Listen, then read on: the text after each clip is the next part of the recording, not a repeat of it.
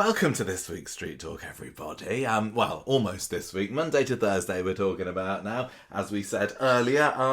So we've not got a full week, but we've got a bumper week next week to look forward to. Gemma, I believe you have some clickbait to start us off in the week. Because lovely Jonathan did send us early clickbait this week on our request. Thank you very much. As usual, you are a star. Yes. Okay, so first one's from the Manchester Evening News, and it says, Coronation Street fans think they've rumbled Lauren Bolton's next move in revenge for Betsy Swain. Oh, okay. So a Facebook group somewhere has suggested what Lauren may be up to These were actually next. Twitter people. Oh, really? That makes a nice change. And I recognised a few of the names. I don't really know what Lauren can do, because this week, she's kind of the last lingering person who is really gunning for Dylan at this point, isn't he? Everyone else, all his other people who've been out to get him have fallen by the wayside. Although actually, no, Brody, maybe he's been... he's not been convinced yet that it's all right, I suppose, what Dylan did. But Lauren, she's been hard and firm. This was wrong. You need to get punished about it. Yeah. Mm-hmm. How have you been enjoying Lauren this week? No, answer the question. Oh, okay. I'll come to that. I don't know. I just maybe she's just been taking an advice from you from last week's podcast, and she's going to feed him his balls or something. Yeah. That's actually I was credited in that. I don't know. What can she do? I mean, it's not specific. Okay, well, Lisa's reported into the police. Is Lauren also going to take it upon herself? Maybe she could say that he choked her. No, well, they've just said that she's going to get revenge by doing something. Literally, there's nothing specific at all. Okay. Yes. But my prediction, personally, and I thought about this before I was looking at the clickbait, I think that that Lauren is going to get Brody to beat Dylan up. And then everyone will go, no, look what happens when you say somebody's a horrible deviant because of what they did. Everyone feels sorry for Dylan again. How have you enjoyed Lauren this week, Gemma? Love it. Absolutely loving it. Oh, yeah. Finally, somebody speaking sense. I will say, though, although I am also on Team Lauren largely, I have found that she could do with improving her bedside manner somewhat this week. She has been a bit of a downer when poor Betsy's been there, kind of just lying there with a face melting off to one side, and Lauren's just like, "Oh, you need to shop him to the police. Oh, this is terrible. What's happened to you?" And Betsy's just like, "Shut up! I don't want to talk about it at the moment." Look, now something positive, and Lauren's like, she's just sitting there looking miserable, isn't she? Girl. She helped her up to the loo today, which is pleasant, I suppose. But apart from that, she didn't want to be helped by her friend. She's not. No, she didn't. But I mean, it made a change, didn't it? But literally, Lauren's been sitting there just being miserable, as she usually does. It's probably been a bit of a relief from the Rovers, to be honest, that she's been able to spread her misery somewhere else for a change. Yes, I'm just gonna say, I think a lot of people are under the misapprehension that when I have a firm belief about something, it's because I haven't considered the alternatives. Believe me, I understand the alternatives. I just don't agree with them. It doesn't mean I don't get it. Do you think that at the moment, the way things are looking... And also, can I just add, I don't necessarily believe what I think is correct, and I know it's not, and that's why I'm not in charge or trying to run for Prime Minister. Like, I shouldn't be in charge of anything. I don't understand why anyone... Definitely believe it. Don't take my opinions so seriously that you have to argue about what it is I think about something. Of course, Lauren's not actually correct, but I'm totally with her 100%, and I'd hold him down. Do you think that the way it's going to end up is that everybody is just going to end up accepting that it's all right? He's going to completely get away with it because, like I said, I think he's going to get beaten up. Lauren's going to arrange for that to happen, and then we'll all have to go, oh, isn't it sad for Dylan? Isn't it sad? But it's worse than what happened to Betsy because somebody did it on purpose. I think that as much as you may want Dylan to go to prison, I think the chances of that happening, the likelihood of it, are pretty remote at this point. But even there's the thing about they're both consensual. You can't give consent to being ABH'd. Although I think somebody pointed out on Twitter last night, it's not necessarily that the consent isn't there, it's just the consent can't be used as defence. Yeah. All right. Which is a fair enough way of looking at it. Mm-hmm. But yeah, I think is it not true to say that he has been punished somewhat? No. And I'm not saying as much as Betsy, by the By guilt what? of knowing that he caused this, by Okay, seeing his no, girlfriend like what this, utter crap. and then possibly being beaten up by Brody if that's what's going to What happen. utter crap. Right, okay, It's so just the being next devil's time... advocate. I just trying to The set you next off time there. somebody kills somebody with their car, we'll go, look, you've suffered enough, because I bet you're sad, aren't you? What do you think the legal system's for? To make people feel bad? Or as long as you feel really bad for the equivalent amount of time you would have been in prison for, it's okay. We'll just let you get away with it. I'm sorry. I'm completely rigid about the laws about stuff. There's no leeway from me. And there's definitely a good chunk of people online that are singing from the same hymn sheet as well. I'm not saying that I'm not as well. I think you're better at arguing than me, and you're a lot more firm on your opinions than me, and I can be. You don't care. I can be. Yeah, I don't. Well, unless it's to do with Corrie releasing spoilers too early, or if it's an opinion about 7 a.m. uploads, then don't get me started on that again. But... What bothers me about it a lot is the fact that people are arguing about the law and what the law means and whether it matters that they both consented. The law says it doesn't matter, so it doesn't matter. And I don't care whether you like that. I don't care whether you can argue with me about it like I've got any influence and I wrote the law myself. No, I didn't. I've got nothing to do with it. I can just read. I don't understand people that they're still trying to argue about what the law should be. And even worse, the people on Twitter trying to say the law's wrong and we should change it. Understand why the law exists in the first place. This is what happened with Brexit. And it is only a fairly recent law as well. It's not like it's one that's been going on for ages and it's like, oh, about time we changed that. If you don't understand why the law is there, you can't mess around with why it's, understand what's going on. I think... It's there because people are being murdered by their partners who then say, oh, no, she said it was fine. Literally, that's what happened. I think the thing is, because I was looking into this myself a little bit as well, and at the moment, even if it went to trial, particularly with Betsy not pressing charges for, whether that's real or not, I don't know whether it's a bit more of an American thing, it still wouldn't it still can go to trial, right? So that if the police have got enough information to prosecute Dylan, they don't need Betsy to do it. Yeah. Oh, you can take someone to court if you've got evidence without a supporting. Yeah. They call it hostile witness. There was go on.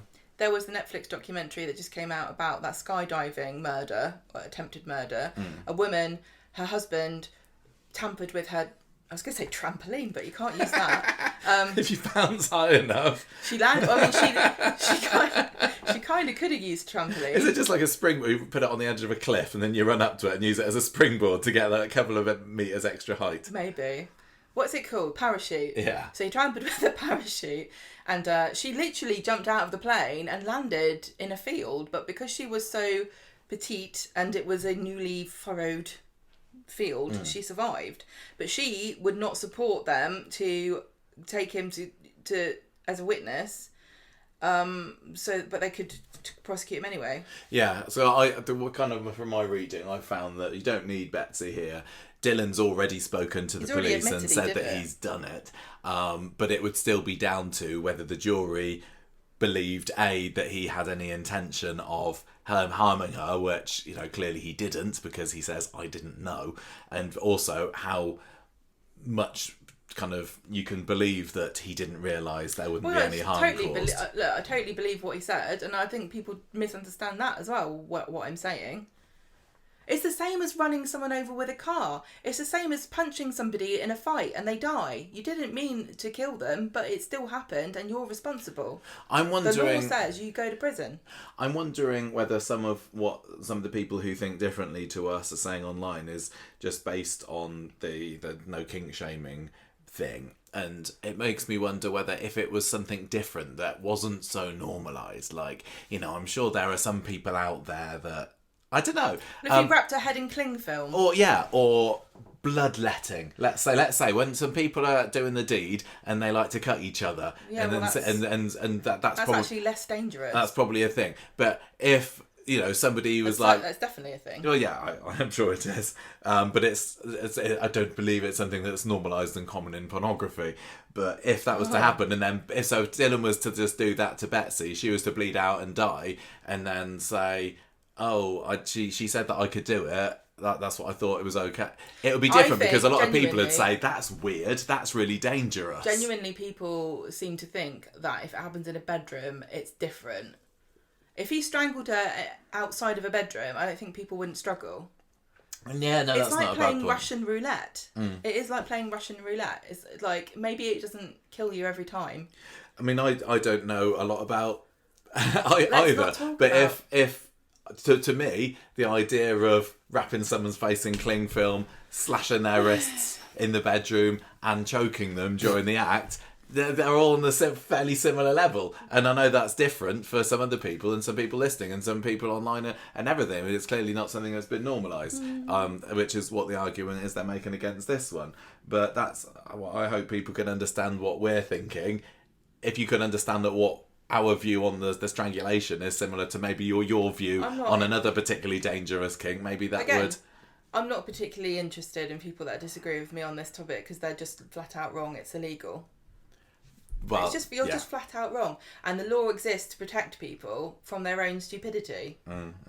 It's been interesting. I'm sorry if you don't like being called out, but sometimes people have got to be a bit stern about these things. If it takes Dylan, who's not real, going to prison, it should happen. It's been interesting seeing Coronation Street adding a few little bits into the script about it being normal and the fact that it is a topic that's been debated. I mean, I've really enjoyed this week the fact that it has been something that's really got people talking, because so often on Coronation Street it's like, well, people don't really care about what's going on, or the discourse isn't quite as heated or in depth as it used to be. This has certainly got a lot of people chatting. But it's on Coronation Street, they've also had some of the other characters talking about it, haven't they? So we had that scene on, was it Monday's episode, where Summer was in the salon and Maria and her were talking about it, and someone was like, I've done it before. Summer. I know. Summer. Okay. Well, look, maybe she has. Just like you did drugs, right, Summer? When I was in America... Yeah. You wouldn't know him. He doesn't go to this school. But my boyfriend's actually pretty cool. Summer's not even had that many boyfriends, actually. Do you think Felix was strangling her? He was using his water bottle to constrict her airways. It was a pretty hefty implement. I don't think he had much time for anything but that water bottle, to be honest with you. How's she gone out with? She's been out with Felix. She's been out with Ardy for a bit. It was probably Ardy. But I don't know. And did she go out with that? She went out with Aaron for a bit, but I don't know whether they got intimate in that way. I can't remember. But anyway, yeah, I thought it was quite interesting how they had Summer talk about it, because she is obviously the voice of youth on the show. And then there was Ryan this week as well, mentioned that he's done some odd things. He said he's been in some situations and he made a grimacing face. I mean, we have seen him be in some situations when he was doing his Ovids, hasn't he? And there were some particular thing, and I don't know whether he was referring to that or whether he's saying, "Hey, I've done a bit of consensual strangulation as well." I don't like it being called that. Oh, yeah, call it what you like. That's probably how he would call it that. But then on the other hand, you've got Lauren, who is very much on the side of what on earth, this is insane. Partly, I think, because of her history with Joel. Yeah. But also even Brody was saying, what on earth, no, this is nuts. Which is interesting, because I think the way we were looking last week, we'd seen... Wasn't there something in a synopsis somewhere saying that Brody was going to be blamed for it? And some people took that to mean that Brody was the one who introduced Dylan to the videos that got him the idea. But I think we can safely say that's not the case now. And it was more just saying that had Brody and Betsy got together. Interestingly, I also had quite a few people coming at me with the gotcha of, if it was the other way around, you probably wouldn't want Betsy to be punished, which is the most insanely sexist thing I've ever heard, and not a gotcha at all, because I look her up as well. Yeah, I literally don't understand what difference it makes whether you do it because you've got a penis or because you've got a vagina. Abuse is abuse, but like you've said, it is probably quite likely that it's more one way than the other in the bedroom, and also in front of the videos where you're getting this idea from. I also think it's really notable that this week saw the arrest of what's his face, Tate. What's his name? Oh yeah, pathetic Andrew little, Tate, is it? yeah, little toad that he is, and his equally disgusting brother arrested. And he was on the forefront of this. He's been talking about strangling women during sex. Yeah, he loves it. That doesn't surprise me. Absolutely couldn't get enough of it. He's been arrested for sex trafficking, rape. I can't remember what he's been arrested for. Child pornography. Well, you can't call it that, can you? Child sexual abuse materials. If you can't see the clear link between abuse and this, it's a slippery slope. Why don't you put your shoes on and get out of there? What are you doing? It's just, it still seems crazy to me that people, like you said, will allow anything in the bedroom as if that doesn't count. Is it like, well, can you murder as long as it's in the bedroom? They would say so, yeah. I mean, and this is why the law exists, because women were being murdered, and then the men were going, oh no, it was just rough sex. No. Wow. How many? And I did try to look into how many men how many men in straight relationships, because that's what we're talking about. That's why people think it's a gotcha to say I wouldn't care if Betsy did it to him. So I did my research and I tried to find cases of a man who has been harmed or killed by his straight partner, who's a woman, in the bedroom, and I couldn't find any of them. But there's over 60 cases of women being killed by their partners. You just think that after 60 cases that should be enough.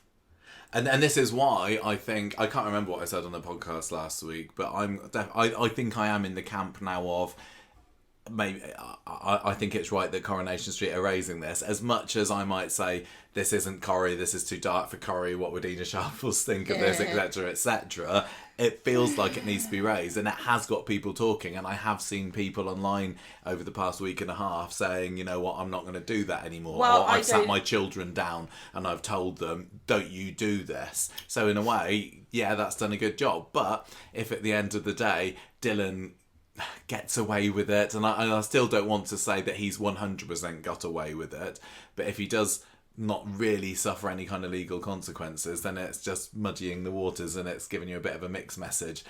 And the other thing to remember about Dylan is as well, he does have this criminal record, which should count against him. So this is two things now, maybe three, that he's done where what's the third thing? Well, he looked after the knife for Mason to begin with. Then he I think he got away with that, or he just got a slap on the wrist. I don't remember. There was bringing the knife to the fight that killed Mason. That's what he went to the STC for. And now there's this, and it's just kind of building up a picture of him, of somebody who takes really, really, really dodgy risks. Reckless risks. And I know all soap characters do. And somehow, I guess, it never hurts him. Well, I mean, as he went to the STC for this last thing. That doesn't count as a hurt and harm. That's a consequence. Right, yeah. So he's not been stabbed or choked, but it's not an eye for an eye here. He put Betsy in a prison of her own body. Why should he not go to actual prison? And everyone's saying, oh, but he's got a record, so it would be worse for him. Yeah, that's why we punish people that have records. You don't think that prison's full of people with sob stories, just like Dylan's got? Of course it is. I'm a little bit disappointed at the moment that since Dylan has admitted that maybe this was me that caused this, I'm disappointed that we've not seen any of Sean. Because Sean's input into this story so far was to try and deflect blame from his son, right? And he was saying, oh yeah, maybe Betsy and what's his face, Brody got together. But yeah, I want to know what Sean thinks now. I was really looking forward to seeing him disappointed in his son, have a go at his son, making his son face up to the consequences of his actions in some way. But Sean's been totally absent. It's like Lauren didn't just try and bar him from the Rover, she barred him from the show at a point which is quite critical, I think, that Sean appears. So I'm hoping that he's going to be back soon, because Dylan's dad should be an important character in this, considering he's in it, and actually so should Violet. But there's no way that we're going to be seeing her in this. But I would imagine and hope that Violet would be equally, if not more, outraged by her son's behaviour, right? Do you think it's a coincidence her name sounds a bit like violent? I think it probably is. No, I think it's part of why he's like that. Do you reckon? What you say about Corrie doing this story and it's important to talk about it, you know, you can sway me with that, I guess. I've heard people say they've talked about it, and I've heard people say they're not going to do it anymore. Yeah. Which I'm all for. And you know what? I think also people don't understand that if it didn't hurt you, I wouldn't care if you did it. I'm not judging people because I like some evil prude. It's because you can die. And I don't want people to get hurt. Especially lovely young girls and lovely women of any age. I want you all to be safe and happy. And if you could get away, you know, if you could live your long and happy life strangling each other, I say get those hands around your neck. But you can't. And I'm sorry that it upsets you. Well, if you, I suppose if you're just looking out for people's reactions, this storyline has done a better job than the Sarah Louise one, because I've not seen anybody tweeting, "Oh, I'm not going to hit anyone with a pole on top of scaffolding anymore." I didn't know that could hurt you. Anyway, you know, in their wildest dreams, do you think that when Corrie set out to do this storyline, they would imagine that online the discussion would have gone to whether we should have a law against it or not? I don't know. Because I think they fumbled this really badly. Do you? Yes, I do. I think they've done a really bad job of making sure that everybody knows what the law is. They've just had Lisa go, it's illegal. And they've made the odd allusion to it. They haven't had the usual PSA that we normally have. And I think in this case it's actually needed because people are so confused online about what happened, and people are still saying, oh, but it's okay because she said it was fine. Lauren and Lisa have had quite a lot of flack online this week, haven't they?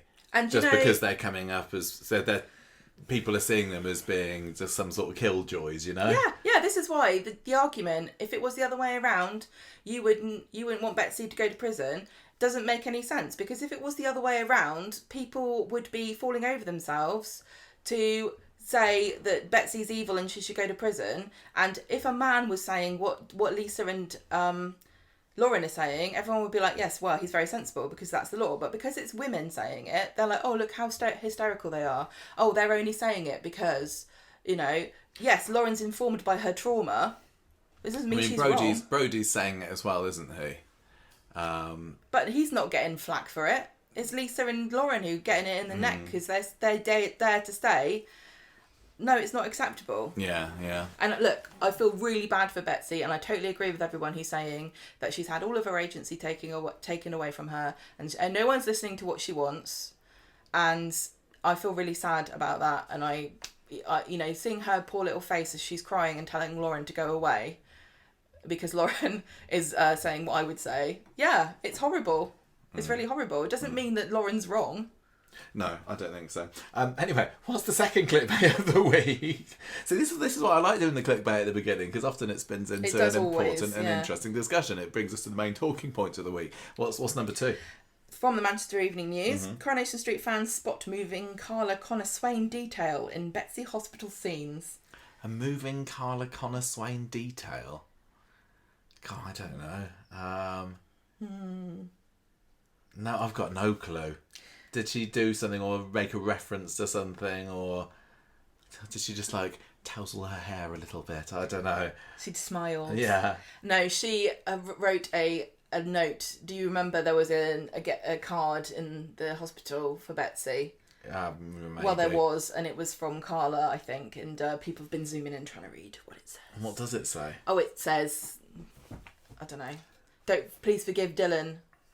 I don't know what it says. It was a lovely. It's some moving, lovely thing about her being very nice, special, Carla. And lovely. Okay. I don't know. So that one's not going to spiral into another 20-minute discussion. No, let's not go. I mean, honestly, I could look it up. I'm not as interested in reading hospital get well cards as much as I am zooming in on evidence and trying to read Lisa's whiteboard. Did you see? I think somebody on our Facebook group posted this, speaking of zooming in and spotting mistakes, but in the corner shop, Dev's window was the wrong way around, because you could read DNS Allahan, which should be reversed from the inside of the shop. I don't know how that happened. Surely that door is attached to the wall. Yeah, I'm not really sure what happened there. But How look has out it for always been like that? Well, it's also... I don't know. I really don't know. I need to go back and see... Well, I just suppose I'll wait for it to come on. I can't be bothered to look back, to be honest. But there was also the spelling mistake that we saw, and it was very obvious today, which was the word Connor spelled wrong on Liam's T-shirt. Not T-shirt, football kit. Although when we posted it on Twitter to say, ha, look, they've spelled Connor wrong, somebody pointed out that this was possibly given to him by Kirk. And I do have a very vague memory, actually. I don't know when it was. It feels like it was a long time ago, but it might not have been. So yeah, somebody said Kirk gave him a wedding football top. Thank you, Caitlin, for pointing that out. That had Connor spelled wrong. What I don't understand, though, is why is Liam continuing to wear it? Like, if somebody presented me with a T-shirt that said, Dobson on, or had Michael spelt with EAL at the end, I don't think I could bring myself to wear it. The other thing with Liam, of course, is he's shot up like a bamboo cane at this, hasn't he? Like, when has he grown out of this by this point? I have had my name spelled Gemmer, Gemmer, by a dear beloved member of my family, and if that had been a name badge, I would definitely have worn it. Just ironic. Gemmer. I don't know whether Liam is smart enough to wear it ironically. I tell you what, I wouldn't wear. What? One with a J. One with a J. I'll throw that in the bin. Throw it in the bin. Liam is absolutely huge, isn't he? He just had his birthday. I'd forgotten when Liam's birthday was, but he's the 1st of July. So he's also in my birthday week. Me, Liam and Leanne. We have a party together. You could have a party. Yeah, and Jason Grimshaw week before. What party would that be? Okay, listen. Coronation Street fans make horror Harry Platt prediction after Sarah's arrest horror from the Manchester Evening News. A Harry Platt prediction? Horror Harry Platt prediction. Oh God, I'm terrible at these things. People have said that something horrible is going to happen. Why are you getting me to do it? Is it that Kit is looking after him and he's going to be a terrible dad and neglect him and anything related to that? I'm going to just admit here that I've only scanned these, not very closely, but I think the gist is that people are just predicting he's going to become a serial killer. What? Oh, what, I thought it was just going to be something like he becomes the next Corrie neglected child to end up putting a piece of metal in the microwave. Starts burning his nose hairs off with matches. I've really enjoyed Harry. I was a little, I was disappointed when Carter J was recast last year because I really, really liked him. And when they brought in somebody new, I was like, he's not going to be as good as him, despite only having, 6 episodes to base that opinion on. But actually, this new kid that they've got playing Harry is really quite charismatic young boy, I think. So I'm all for seeing more of him. Go for it, whatever your name is. I'm sorry, you do follow us on Instagram, but I can't remember. Anything else in terms of clickbaits, Gemma? Coronation Street fans make demand as DC Kit Green replaced. As DS Lisa Connor Swain, tensions grow. That doesn't even make sense. So Kit's been replaced with... I read that very badly. With DC Macav... What's it again? She's got a nickname, hasn't she? Kit's been calling her Mac this week. I love it. She's like my favourite side character. She is. Yeah, she can become a... She is. She can become a permanent, can't she? Do you know what? She would be really, really good because she fits into that sour-faced, judgmental sort of slot that a lot of people kind of start off as and then they grow out of it. She's been absolutely on fire when she was arresting Sarah earlier this week. She just has got no time for anyone. And for Kit as well, like last week when he was having to snoop around, she's like, you're off the case actually, Kit. Or was that this week? I can't remember. I want to see more of her. She's amazing. And I saw that Donna Lee Bailey, who plays PC Jess, has been back filming again recently as well. So I love her. I enjoy her. What does she think about all of this? That's what I would know. What was the story where she had an opinion on earlier this year? I don't know. It was when Lisa was doing her monologue. It was Todd. Oh yeah. And she was like. The other case where the lady wouldn't press charges. Yes. Sound familiar? Oh, yeah. I'm sorry. What had that lady's husband been doing to her? I'm sorry. It's not fair to put it onto individuals at all. It's really not fair, but we live in the world we live in and it's not fair. It's horrible. And look, I think people can do stupid things and terrible things and not be terrible or stupid. Just to be clear. And if anyone feels offended, I'm not calling anyone stupid. I'm saying that it's a stupid thing to do. Yeah, I do stupid things all the time, but you don't think I'm stupid. I'm always saying stupid things. If I've used the wrong word and I've said, and I really try hard to talk about actions rather than people, right? And when I talk about Dylan, I exaggerate, same as I do with Tim, because it makes me feel better and it's kind of funny. But they're not real. If this was a real boy, we'd be having a different conversation. But you're calling Dylan Pinocchio. But you know what I mean? Like he represents something bigger. He represents the society's permissive nature about people that commit crimes, sexual crimes against women. There are so many examples of people getting away with it. Like that Brock Turner in America who raped a girl who was unconscious, and the judge said, well, he's got a promising career ahead of him, so we won't punish him too badly. Like, what are we doing? Right, is that it for our clickbait this week? I've got one more. Oh, good, is it? Go on then. Coronation Street fans left baffled over same detail in Sarah Platt arrest. Ooh. I don't know. Oh, I'm so confused. I saw some people commenting about her birthday on the police system. Was it to do with that? Oh, is it wrong? No, I thought I saw some people saying that her birthday was wrong, but then I looked it up on Corrie and it was the same, so that was a bit of a non-story. Oh. That would be a good clickbait. Coronation Street fans confused over their own confusion. I don't know, is it to do with her name? Is she a Sarah? Is she a Sarah Louise? No, go on then. A lot of these Or is it about how the police decided that they were going to batter down her door to get into the flat? Is it that? Yes, it is that. But it was hilarious. Just to add to the drama. I know lots of people got mad about that as well. And I said, I thought it was a bit OTT, but I enjoyed that. Sorry, I have no consistency. I am a human being, and I found it funny and stupid and great. I just love Lisa running in like. Guess what, bitch? You thought it was going to be Gary, didn't you? Sarah's like, look, I did see the spoilers, so can I just get it out of my system now? Like, I don't want to, I had to spoil it around last week, but come on, Corrie, come on. Literally... Didn't we say this last time? I'm sure we did. We hinted last week that Corrie had put some details out there about this week's Coronation Street, like, why on earth would you? The end of last week's Corrie and Monday's Corrie were really well put together to make you think, oh, they're going to go after Gary. Gary's going to be walked in on any second. Yeah. Oh no, what a twist, it's Sarah Louise. But the spoilers are out there. It was literally the top pictures for this week's Coronation Street that came out last week was Sarah in prison. And I know you don't have to look at them, and it's not the same as putting a trailer out like they did with the Betsy stroke or anything like that. And I try and avoid the pictures, but sometimes you can't. If they wanted us to be really, really on the edge of our seats and totally shocked by the fact that it was Sarah's door that they were battering down and not Gary's, why put pictures of her in prison? There was only about 3 or 4 of them. You didn't have to do it, Coronation Street. That would have been a really, really brilliant twist. Because I think a lot of us probably would have thought, oh, it's going to be Gary. Even though, like I said last week on the podcast, they were being very sketchy with their conversations about it, weren't they? Like when you had Mac and Kit, or Lisa, whoever it was, saying, oh, we've got enough evidence to arrest them now. Have a look at this piece of paper, Lisa. And Lisa goes, oh, I'm not going to show it to the camera, but oh, that's very intriguing. I'm just going to look at Gary. But I'm not saying it's Gary.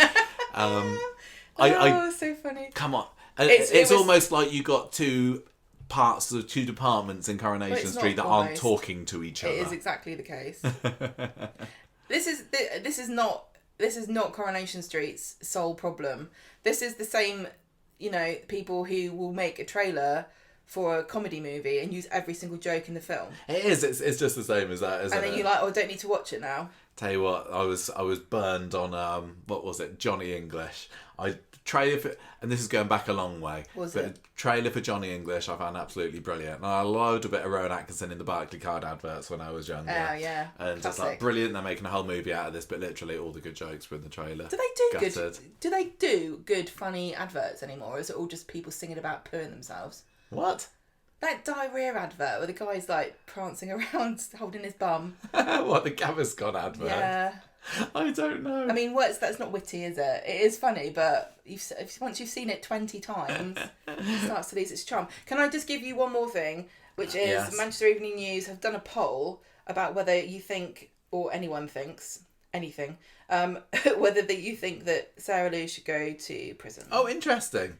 What do people say? I believe that they should Sarah Platt go to prison for Theo Silverton's murder in Coronation Street. It's got over 445 votes. What do you think they've said?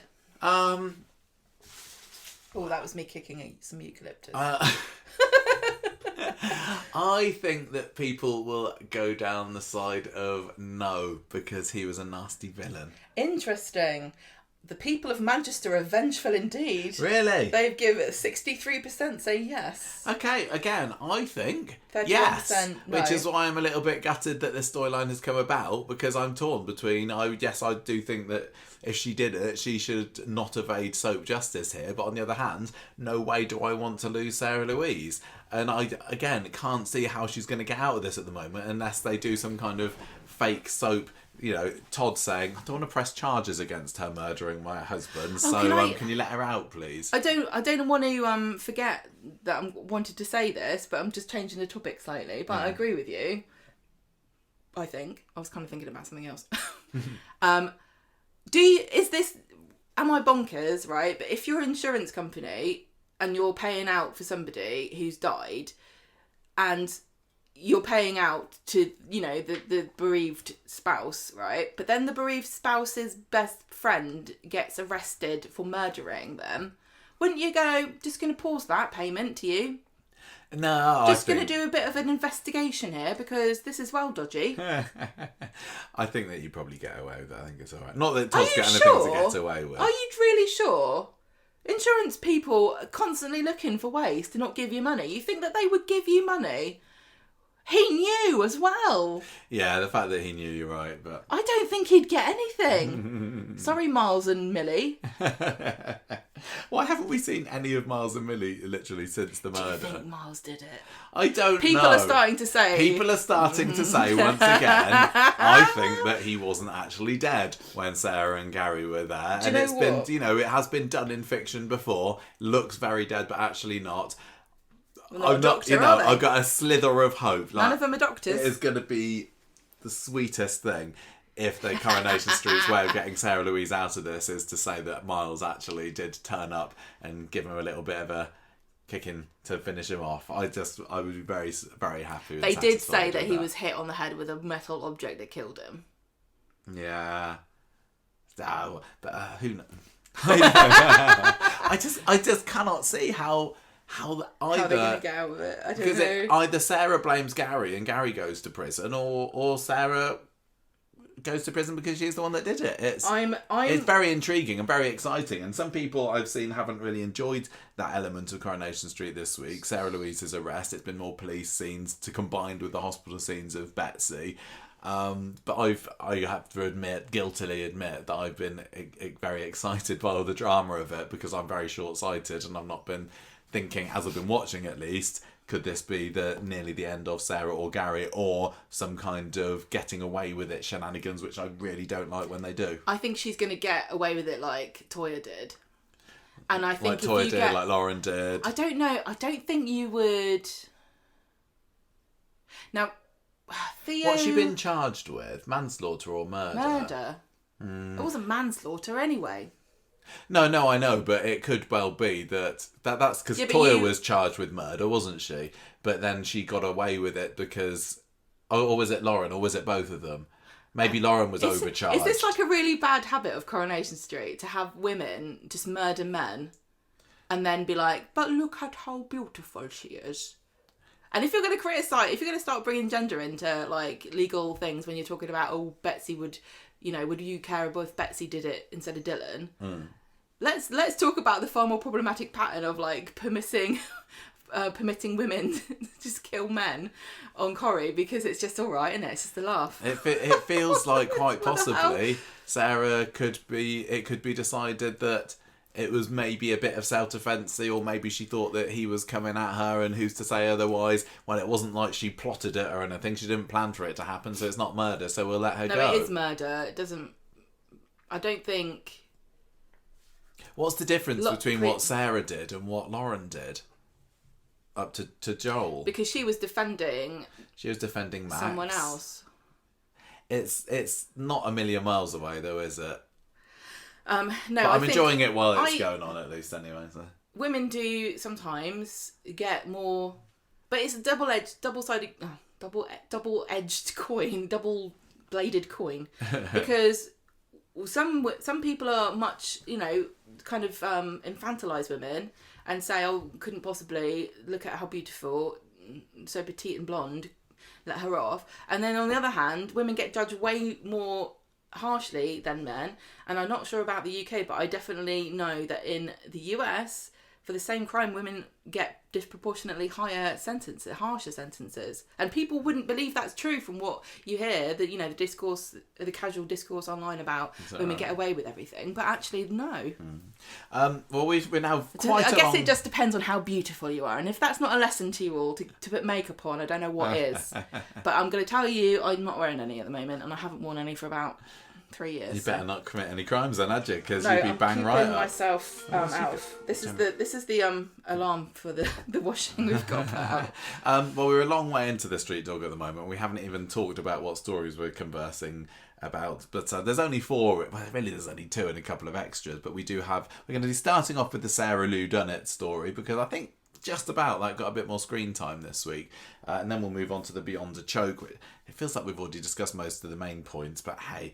I don't want to spend loads of time on it because I feel like we already have. Mm-hmm. There was a tiny bit of the Christmas shopping story this week, although I can't really say that progressed meaningfully in really any way this week. And then my new storyline title this week, which isn't very good, is Ollie's Bright Future, because maybe Ollie will be going to Brighton. No. And as we know, all the people of Brighton abbreviate it to Bright. Hey, I'm from Bright. Brighty. Yeah. I'm going to say... That was the big drama this week. I love you, Ollie. You're like my mascot, but you're not fun enough to go to Brighton. Do you think he'd not fit in? Is he a bit too straight-laced? I'd say he's more of a Christchurch kind of a person. Is he? Without knowing anything about Christchurch. A bit more of a Hove kind of boy. Oh, maybe. A bit more Peacehaven-y, isn't he? Yeah. A bit more Rottingdean. Ollie is not going to Brighton. Because, look those up on a map. Honestly, I thought today's Corrie, Thursday's Corrie, wasn't the most exciting episode, but my favourite bit was Ben laying into Ollie for being a massive drip. Yeah, with that gorgeous accent. For heaven's sake, Ollie, why don't you just phone up and accept the job? Why do you have to dilly-dally around for so long? Wouldn't you just fold yourself into nothing and disappear forever if he had to go at you like that? I didn't raise you to be a dilly-dallyer.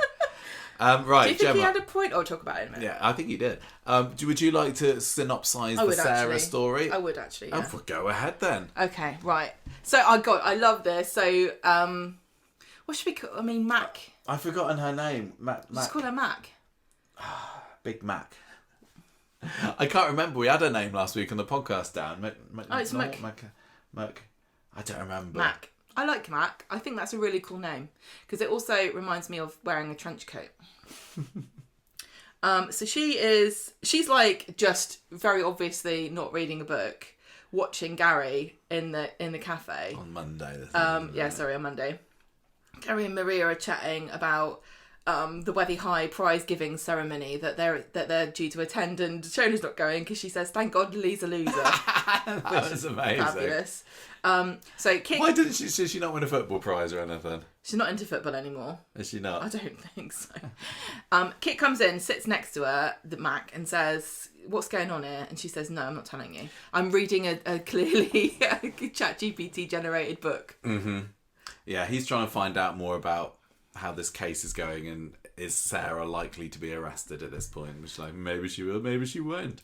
So maybe you'll just have to wait and see. Kit goes and sees Sarah at the factory, and they're pretty sure that the everyone's honing in on Gary. Yeah, they think the walls are closing in on Mr. Windass, don't they? Fizz overhears them saying, "Oh, what a shame you won't be going to the prize giving today," and she rushes off to scurry off and tell someone later on.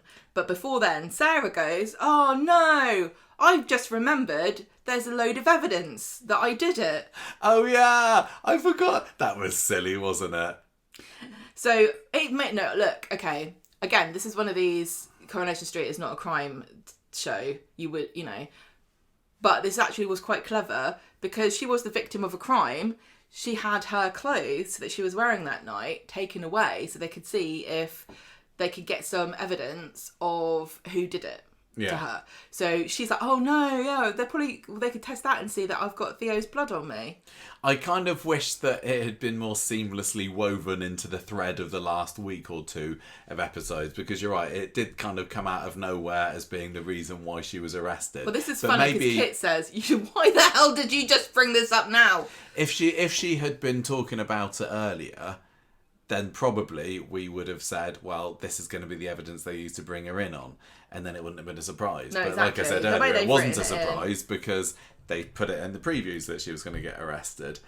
But I think this was quite clever. Yeah, I'm giving it a bit of a pass. I don't know, though, why they would test Sarah's clothing for Theo's blood unless they suspected her. You can't just... I don't think it works like, I'm testing the blood here, let me run it against the database. Oh, look, it's Theo. I don't think it works like that. I think the fingerprints do. But I don't know. I don't know enough. My forensic science degree is lapsed. Yeah, I don't know how it works. How distinguishable is one person's blood from another? I know we have blood types, but has everybody got their own little individual bloods? I suppose they do, don't they? Yes. Because of their DNA. Well, that's how you get... Yes. Yeah, okay, fine. I feel a bit stupid asking that, actually. That's now. all right, darling. But sometimes I just speak without really thinking. No, it's okay. Not everyone knows everything. So, and you don't care. Like, the only reason I know about it is because I like reading about murders. Yeah, so you think that they wouldn't have been able to identify Theo's blood? But if they found some other blood that wasn't Sarah's... What I'm saying is, then I think they would have had to have deliberately compared it to Theo's. And I don't think they would have done that unless they thought that there was a reason to. But if they're saying that the person who attacked Sarah was also the person that attacked Theo, then the investigation is all kind of... It's all one big investigation, really, isn't it? It's the 23rd of April Coronation Street investigation. So if you found some blood and go, I wonder who it could be... You're not going to test it against everybody, but you might. I don't think you can. I'll give it a shot at. Yeah, I'll give it a shot at Theo's blood because there was another crazed head bonker going around, and I think that was enough to excuse it for me of why they were able to identify it as Theo's blood. Yeah. So she and Kit and Sarah are having this conversation, not inside the factory, somewhere else. Yeah, they're wandering around the street, don't they? They go back to the Rovers. And he's like, I can't investigate this because I'm off the case.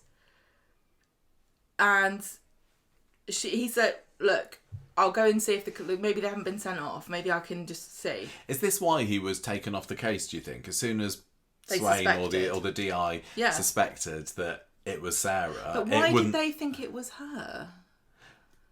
Well, how long ago did they find this DNA of Theo's on Sarah's clothes? They might have had this for a while. But listen, I don't think they would have checked unless they suspected her. So what made them suspect her? No, I don't think they would, because they were checking her clothes anyway. But like I said, I don't think it works like that. Well, it does in Weatherfield. It does in Weatherfield. Any forensic scientists listening, please? Can you help us? Thank you very much. I know, because they usually get the technical aspects of every other career correct 100% on Coronation Street, but maybe on this one they've dropped the ball a bit, I don't know. But it worked for me. I don't have a problem with how they did this. We return to Fizz, who is gossiping off to Maria, going, why would Gary not go to the prize giving tonight?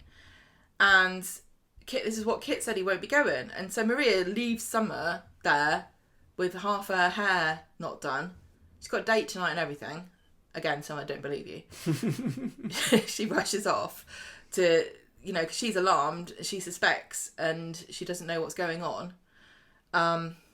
Then we have we'll talk about that in a minute. Kit goes to the evidence room, and he's expecting his old mate Emu in there to obviously dodgy like him, but it's actually somebody else who says, oh no, mate Emu's gone retired, and it's just me, Miss Rule Stickler. So he says, oh, can I get some evidence? I just check the progress of, And it's a victim named Platt, and he's looking at the camera, and this still hasn't come up But they will know that this happened. No, they did. Somebody mentioned it to him. Lisa said to him, "Oh, okay. Can you tell me what you were doing trying to get evidence?" So. And he said, this is later in the week, he's like, well, I just wanted to find out where it was. Yeah. You still shouldn't be doing it. This is what I enjoyed him sneaking around. I enjoyed him looking up into the camera. I enjoyed thinking, oh, is he going to get away with this or is he going to be in trouble? I thought it was well exciting on Monday, actually. So, in the Platt's house, you've got Bethany, David... Harry and Sarah, who are recording a video to send to Audrey for her birthday. And I think David is the next, what's his name, Nolan. He's a great director. Christopher Nolan. He's not happy. He's making Matt Damon cry again on a beach. Right. I assume that's what happens in the Odyssey. Crying on a beach, crying on a boat. Crying on a boat, crying on an island, yeah. Crying with a woman, crying with a man. So, they're filming take 3 of this because Sarah's not into it at all because she's worried she might get arrested. They're singing Happy Birthday. Is she worried that she'll get arrested? I don't think she should be. She knows the evidence is there. She's waiting to see whether Kit can get it first. Yeah. So, Kit's ringing her, going, phone me up, you're going to get arrested. And we get to see this very dramatic a drone shot of the police. That was cars. great. I really liked that. That was great. Yeah. Can we just rewind back a little bit? Audrey, so new Audrey Law unlocked this week. She's got a French boyfriend. And this is the reason that they're now saying that she's not returned to Weatherfield. She's been whisked away by Louis Archet or whatever. Oh, nice. I just wonder, like... Well, let's not talk about it. Oh, no, why? Well, because it's speculation. What speculation? What are you going to say? Well, this is just what they're using to string out Audrey's absence because it's very clear to everybody. We've talked about it on the podcast. Yeah, like something. I don't like there is talking some about reason why people's Sue personal Nichols lives. isn't on the show at the moment. I'm not going to make any speculation why. I'm just noting the fact that they've said this, and I'm wondering, is this it for Audrey? Are we not going to see Audrey again? Are we? Would it be plausible for you if they decide that she's not coming back? Would you be happy with the thought of her living happily ever after with her charming Arnaud over in France? I'm not answering. You tell me what you think. Why aren't you answering? Because I think it's rude. I think it's rude to speculate. It's such a shame if we don't get these kind of ending stories for nobody's fault, but it is a shame. Anyone can talk about it. We have a different... This is what people, know. We're a podcast. We're not just chatting to ourselves. We're talking to people. Yeah. Let's move on. Okay. I just don't think it's fair. I'm happy for Audrey that she's found love in her autumn years. Ooh la la. Okay? I'd really like to see that. I want to see a spin-off. Right. So the drone shots. The police cars, 2 of them. Dangerous criminals, you see. They park, and it's, it would have been very intriguing had we not known, because they kind of park near the builder's yard where Gary works, and they also park outside where Sarah lives. Yeah, it's like the halfway point between the entrance to Victoria Court and Red Bank, isn't it? So... I just wonder if we'd watched it without any spoilers, whether we'd have been completely taken by surprise here. I'd like to think that I would have done. Isn't it? This would have been fantastic. Yeah. This would have been really, really fun. Yeah. As it was, I still enjoyed it because I just like drama. That's why I watch Coronation Street. That's all I want. I just want drama. I just want drama that's like got no baggage. Sorry, I'm shallow and fickle and horrible, but I just don't like talking about horrible things. Apart from murders, I love it. It's just you're going to, in some ironic twist, you're going to get murdered one of these days, and they'll be like, "How'd you like that?" And that's going to be the last words that you hear. I wouldn't be surprised. I wouldn't be surprised. And your last words will be, "Make a true crimes documentary about this." Bleh. What would my last words be? I don't know. I think if you could plan it ahead, I think I'd send somebody on a wild goose chase, like, I hope you don't find the jewels. Oh, is this like Norris when he had people cutting off the cabin boy's head in his will? That was a stupid story, wasn't it? Confess to some crimes that you didn't do, etc. It was me that stole the... I don't know, Titanic. That would confuse people, wouldn't it? It would. Okay, right. So Sarah gets arrested. Maria goes to the flat and tells Gary, ring your solicitor, and then the police barge into Sarah's flat, And Lisa arrests her, and everyone's there going, what the heck is going on? I love that she got arrested in front of her family. Poor Harry.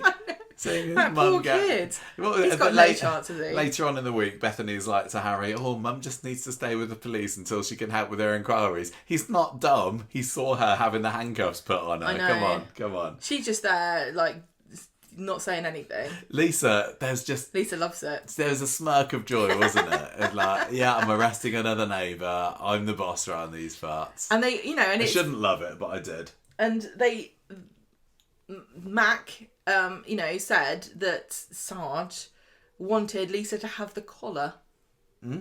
Like they said before, do you want to be the one that makes the arrest, didn't they? Oh, yeah. And she's like, yeah, I would love it. Is that right? She just gets some kind of... I think that's her kink, isn't it? Just look, arresting her neighbours or people who've given her a dirty look in the street. It's like, let me get my own back on. I would love it. I'm with her. I'd arrest anybody.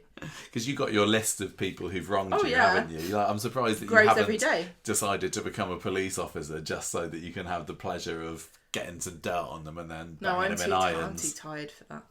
So, Bethany's shocked, Harry's upset, David, I don't know, probably thinks it's funny. No, he's saying, No, he says, I can't believe this. I don't think he knows that it's actually true at this point, does he? Well, He's one of the few true. people. Yeah, well, I mean, Todd knows it's true. Sarah knows it's true. Summer, no, who's it? Maria now knows it's true. Well, we'll get to it. Yeah. But David doesn't. I think if I'm David, I'm impressed. Why? I'll be like, I can't believe she got it in her. I've got more respect for her now. So, is Sarah saying you've made a mistake? Or somebody says you've made a mistake? Yeah. So she gets dragged out. Yeah, Sarah. And Gary, Maria and Jake see her being taken into the police car. And then Kit arrives and says, what the hell are you doing? This is a shambles. Why are you arresting? You're arresting the wrong person again, and Lisa's Lisa. like, I'm the senior here. Don't talk to me about this in public. Yeah, she does. She says, I'll remind you who you're speaking to, DC Green. Yeah, shut the hell up. Actually, I think you'll find I've arrested the right person for once. Actually, so zip it, Kit. If you watch the episode, you'll see that she did do it. Until we find out the rest of the episode, and it turns out it was Miles all along. Yes. And we will never hear the end of it from Michael. No. But until then, we all think it's Sarah. So he says to the Platts that I did not know anything about this. Then we get the prize giving. Sat in the Coronation Street Experience cinema room. Yes. They haven't used that one. They do like to use bits of the Coronation Street Experience, but anyone who's been on the tour will probably have recognised that little mini cinema. Definitely gone there. And I loved how close up the views were, the camera angles, so that they only had to show about 5 or 6 people in the audience there. It's like everyone's too hot for it. It's the end of term. It's a little year 7 and 8 prize giving ceremony. But can I who's say, kicked the most balls this year, and it's turned out to be Jake. I love that they have such frequent yet niche prizes that they need a dedicated room for it, but not seating more than 50. Yeah, I know. It's like you get a prize, but not everyone in the school gets to see you receive it. I think, for, what was it, 3 days before the end of term or 2 days before the end of term in Weatherfield, I think the teachers would be like, you can't be bothered with this. Did you say this was a cinema room as well? Can we not just watch Moana? Not the new one, obviously. So, I did enjoy those scenes, actually. This I was loved great. seeing Gary getting really teared up. And this was also a point where we had to pause and give the complicated history of Gary, Izzy and Jake. Oh yeah, to our visiting friend Rachel. Who was like, what? Why is Izzy always hanging around here? She's the mum. But let me tell you more. Let me tell you about Tina McIntyre. Would you like... She was murdered. Anyway, let's... yes, it's a very complicated history, but yes, Izzy is there. And Maria and Izzy are gossiping about Sarah. And Gary's like, oh, come on. She's not a menace to society. She obviously didn't do it. Do you think that Sam was owed a prize in that ceremony? He should have accepted it by video link. Surely he's got to have got a prize for something. He's a child genius. Or is it one of these things where you say, well, Sam's always getting all the well-dones and the stickers and the stamps and the prizes for everything. We can't give him one of these. I think this is like a summer camp situation where everyone gets a certificate and it just says some made-up thing. Most active imagination, Sam Blakeman, everybody. Best 3D... Coming live from Weatherfield General Psychiatry Ward. I think he got the prize for the best 3D depiction of a nightmarish chess game myself, but... You know, there's no end of prices. Got to have done something. If you give got to this have done something. But I gifted suppose child. he didn't come out for Megan's trial. He wouldn't come out for this, would he? Anyway, it was a very sweet come ceremony. out for a prize than for a boring. Get sent in the post. It's fine. You think he's going to be coming out soon? Depends on if it's a trophy. He got a little shield in there. I can't remember, Jake. I don't care. Right, so,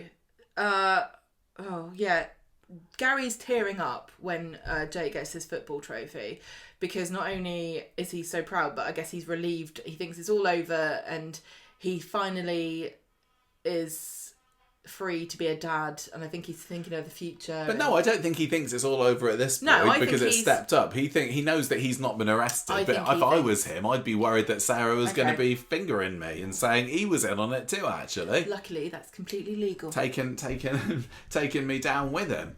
But he said later in the week that he was particularly chuffed because the Windasses were kind of the pond scum of Weatherfield back in the day, weren't they? I think he's overlooking the great achievements his father made in cake decorating. This is very, very true. And we've just seen Gary Windass appearing on ITV3, and they were certainly... he certainly... glow up, like I said. He has had a glow up in the last 20 years, that's true. So... I mean, this wasn't a bit important enough a prize for Anna to bother coming down for it or anything, but I'm sure she's got plenty of... she's got enough murders to get away with herself. If I was there, I wouldn't be loitering around in Weatherfield either. If there's, with Phelan's body on my conscience, but hey, she doesn't care. She doesn't care. He was I've a runner. moved it already. Oh, so Sarah's having her mugshot taken. Iconic. Who doesn't have a fantastic mugshot photo in soap or celebrity? World of celebrity. This was quite fun because in the script, the person who was there taking it was like, "Oh, do you want to?" Was she saying something like, you want to see it, or do most people say they want to see it or have it taken again, or whatever? And she said, oh, can you do that? And she's like, no, you can't. We got to see her fingerprints, we got to see her little details on her address and the date of birth, which is apparently right on the system as well, didn't we? Yeah, I'm going to 3D print those out. I thought it was very wear exciting. Them as gloves and it was commit very some crimes. exciting. Do you think that when she had to give her fingerprints, she had a bit of a problem because of her wonky finger? No. Okay. Well, Sarah's being questioned, and she's like, "No, I told you what happened. Went to the wedding, went to number 8, stabbed a burglary, got bashed over the head. That's it. I didn't kill Theo." And Lisa's like, "Well, what's this bag of clothes I've got here then? It's got Theo's blood on it, and it's your clothes." And she says, "Well, I didn't go to Theo's flat." And they're like, "Well, why is there blood there on your clothes? Why is there blood on your clothes?" And she's like, "I don't know. No comment." Yeah, that's kind of like the whatchamacallit, the checkmate, isn't it? Yeah, which Lisa delighted in delivering. I'm trying to think of how she gets it wrong so often with arrests. It must be nice to think I'm pretty certain I've got the right person. But it's also funny because when she gets it right, everyone's rooting against her, going, "No, let Sarah free. He was horrible." I wonder if she feels the same way about this as she did with Amy, because she interviewed Amy, didn't she, about about the bloke in the bar, the spiking. About hypnotising. It wasn't hypnotism. It was drugging. Rohypnol. And that's why I got confused. So, Gary and Mira go back home, and he's like, now everyone's... I think he's overestimating the value of a Weatherfield High football trophy. Because he says, when I were a kid, everyone treated us like muck, but they won't be able to say anything to us now. Jake's got this trophy. I don't think it's going to be... It's going to get him into so many places, isn't it? It's like, you don't need a CV, lad. You just need a photo of this. Just take this into any job interview. Your Year 7 football trophy. The world's your oyster, lad. Oh, God. Oh... I love that how proud he is of this. I of did course as she well. would be. I love that he's so excited about it. He is, but he's also thinking, I could go down for this for being an accessory to Theo's murder, and I've got this. I don't, my lad's on a bright path here, and this could put it askew somewhat. Funny, I had a completely different interpretation. Like he thought he'd, I guess, the nooses around his neck. It is. So, Kit comes into the CID room and he's like, "What the hell are you playing at here?" and then he goes away, I guess. Yeah, because... Max there saying, you're in on it too. That's why we've not got you on the case, because I think that you... No, she says it to Lisa. She says there's no way that his didn't partner know. would be involved in a murder, and we're pretty sure she was, and he wouldn't know this. Well, that happens and all the time, Lisa's like, awkward. Yeah, somebody brings up Becky at some point in the week, don't they? Kit does several times. Yeah.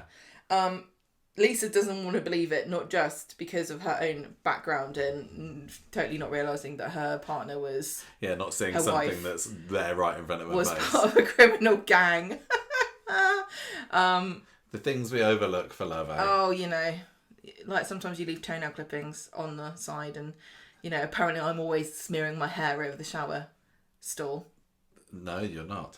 You don't do that anymore. I don't do that. Lisa doesn't want to believe it. So Sarah phones Kit up from custody and he says, don't worry, it's going to be okay. They say they love each other. The phone call ends. She almost gives herself away to the custody sergeant there because she says... she's having a conversation right in front of him and he's pretending to not listen, but you know he is. I can't remember what she said, but she almost led herself into saying, yeah, it was me what done it, and I can't, and Kit's able to steer her away from it. I know, yeah.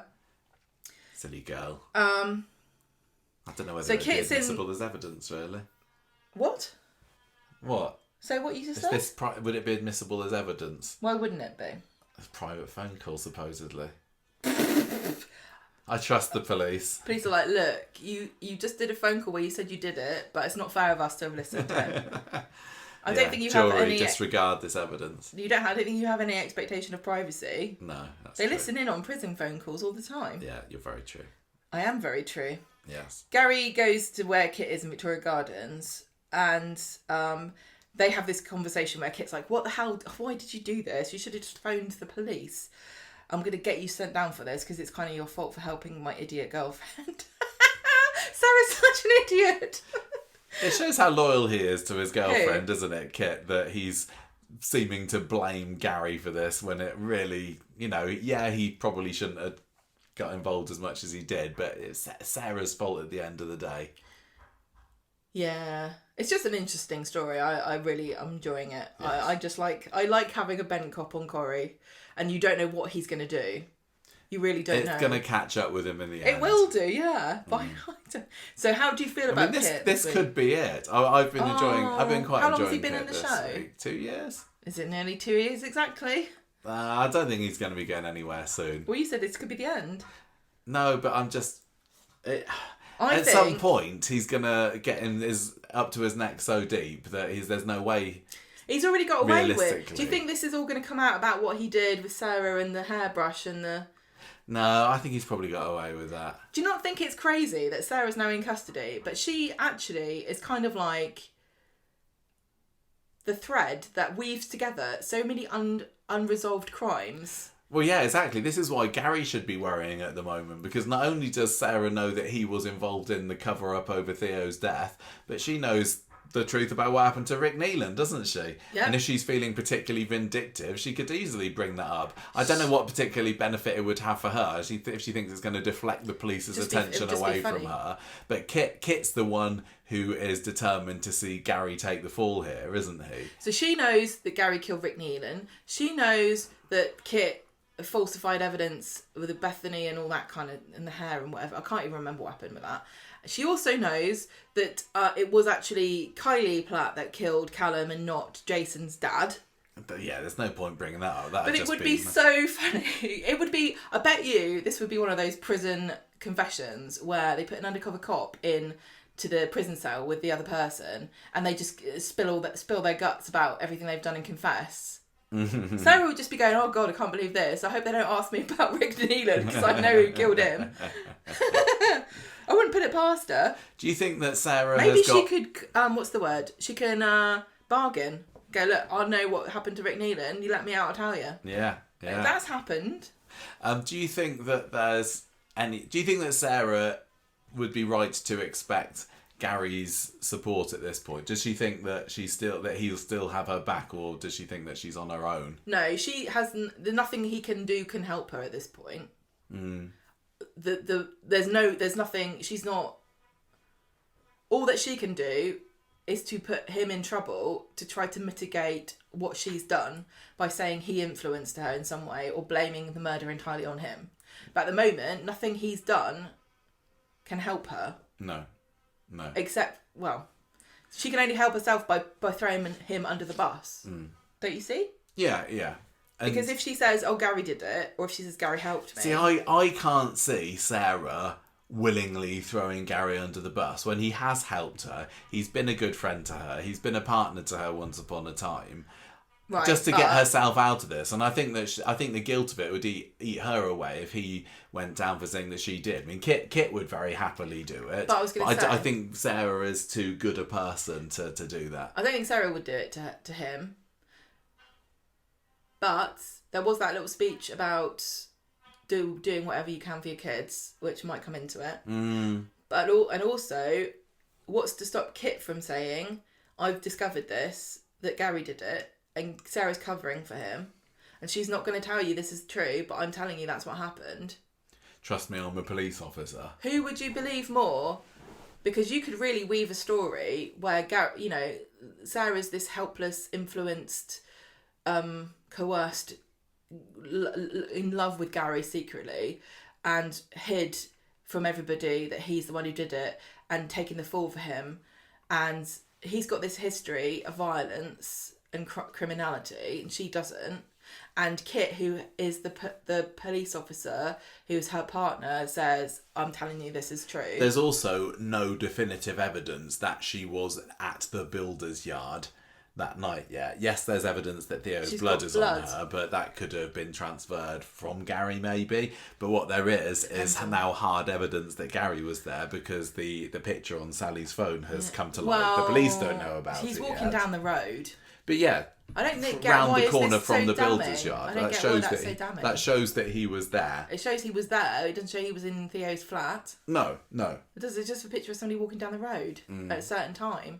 It doesn't even prove that he carried on walking in the same direction. He could have turned around. But if I was Kit and I found out about that, I'd be using that and I'd be pushing hard to say, look, you've got video evidence here that Gary was here. You haven't got anything specifically to say that Sarah was there. You do got the blood, and it's all. But the blood could have come from somewhere else. Right, if Gary went and, they could say, yeah, Gary went and killed Theo, and then he went and hit Sarah around the head, and that's how the blood was transferred to her. I don't know. Right. He's smarter than me. He'd be able to think of something. But there's a big difference between splatter from a spray of blood where you hit somebody, which would have been microscopic, right? Because she wouldn't have... She didn't have any control over whether they took their clothes or not, did she? No. She couldn't say, don't take my clothes. She should have, really. But I don't think they're giant globs of blood. I think they're a spray, right? You don't get a spray of blood by touching someone else who's touched somebody who died. You get a transfer, like a pressing of blood. You'd be able to tell. I know that blood spatter evidence is not as scientific as everyone thinks it is, but you can tell some things from it. She might not have got a spray because she did, after the body was on the floor, she went down there and knelt next to him. So she could have leant up against him then and had a pressing of blood against him, which somebody could say was Gary pressing up against her after he'd killed Theo. Would have a hard time with that. As I say, Kit's a smart guy, and Weatherfield police are not always the brightest, are they? They try really Pride hard. of the Northwest. They've got loads of trophies. Okay. So's Jake Windass. That means nothing. Exactly. On Tuesday, David comes to see Kit to find out what's going on with Sarah, and there's no news. And Bethany is kind of looking after Harry. He's decided he's not going to school today. And they're trying to explain, oh no, this is like you said, Sarah's helping the police with their inquiries while wearing handcuffs and not coming home. Bethany doesn't know what to say to Harry to kind of reassure him. And Kit says, don't worry about it. She's not been charged yet. It'll be fine. And he's completely in denial here, isn't he? Yeah. Then we see Maria seeing Gary fretting about in the flat and saying, what is going on? Are the police coming after you now? I gave you an alibi. Did you have anything to do with this? What's going on? And he says, the police have got nothing on anyone. I didn't do it. and the police have got the wrong person. As the week has gone on, I've found the Maria and Carrie dynamic one of the most gripping parts really great. of Coronation I'm so Street. glad they're giving Samir and Mikey something to do, because they're fabulous, and I don't really care about them as a couple. I feel Maria's frustration about this. Does it make sense to say I don't care about them as a couple, but I really enjoy watching Samir and Mikey working together? Yeah, they got great chemistry. They fire off each other nicely. But I don't care them as much as a couple, because Corrie hasn't really given us much cause to care about them as a couple since they got married, 6 years ago? 7 years ago? I don't know. But I don't want them to split up. No. I feel that it'd be a shame if this is the end of Maria and Gary, and I think that as long as Gary gets away with this, because he wasn't the murderer, he was just an accessory to it. I don't know whether he'll get away or not. I think that there's a possibility that Maria could end up forgiving him, because she seems to be mostly quite mad at the moment that he's not that he was an accessory to murder, but that he was Sarah's partner in crime, isn't she? Just in the same way that Kit's what's mostly he's mad about is that Sarah phoned up Gary. Maria's mad that Gary was protecting Sarah. Yeah. So I think that there is a possibility that they can come back from this. He's not been unfaithful to her, literally. So I would hope that there's still a future. And, there's the boys to think of. You got to think of poor Liam and Jake. I know. And they've got to provide a stable household for them. I just love Gary's only defence is I'm stupid idiot. Isn't it? That's his defence of this. He's just a good guy. So Sarah's getting He's interviewed just helping again. a friend out. And you know what? One of the things that true crime makes me think about more than I think I should care about is, what am I wearing at any given point? And if I were to be arrested now out of the blue, how would I cope in custody with this outfit on? I mean, you don't have a great variety of clothes, do you? I don't, but I would either like your to be pyjamas arrested or with a black top. I'd like to be arrested with a bra and pants on. And Right. I also think maybe I would like to have a jaunty scarf that could turn into a lovely blanket, but they'd probably take it off me, wouldn't they? Well, they would, because you could do away with yourself with that. But I don't want to. I just want to be comfy. I hate that you can't have a What was pillow Sarah and a Louise blanket. wearing? She was wearing a little croppy top, wasn't Oh. she? She was wearing a top that stopped right at her waistband, and I was like, oh man, imagine being arrested in that. Because you if you laid on the bed, your skin would touch it, and you'd be like, oh, I'm cold, I've got a cold tummy. Why can't you get pyjamas? I think she's got more to worry about than that, but No, never it's mind. really concerned me. Like, what if you get arrested and you haven't got any socks? What about your cold toes? They'd probably take your socks off you too. They might let you get dressed. No, they wouldn't. Well, if they arrest people in their pants, then they say, look, get some clothes on. They don't. No, they don't. Don't they? Anyway, I'd run out the window. I'm like, bye, coppers. I'm off with my pants. Anyway, so Sarah's been interviewed, and she says, well, maybe the reason I've got the blood was on me, is because the person who attacked Theo came and attacked me with the same weapon. And she says, well, if you're saying that the person who killed Theo had time to kill him and then come and bonk you on the head, that means you're saying that you had time to kill Theo and then go and get bonked on the head yourself. And Sarah goes, God damn it, yeah. You're right, I didn't think of that. Kit's in the CID room with Lisa later, who's delighted in telling him that Sarah's not doing very well and that she's definitely the lead suspect, and she knows for certain that she's involved one way or another because there's so much evidence. And that also, she says, that McLaughlin, there we go. That's her name. I knew I wrote it somewhere in the notes. Thinks that you know something about this.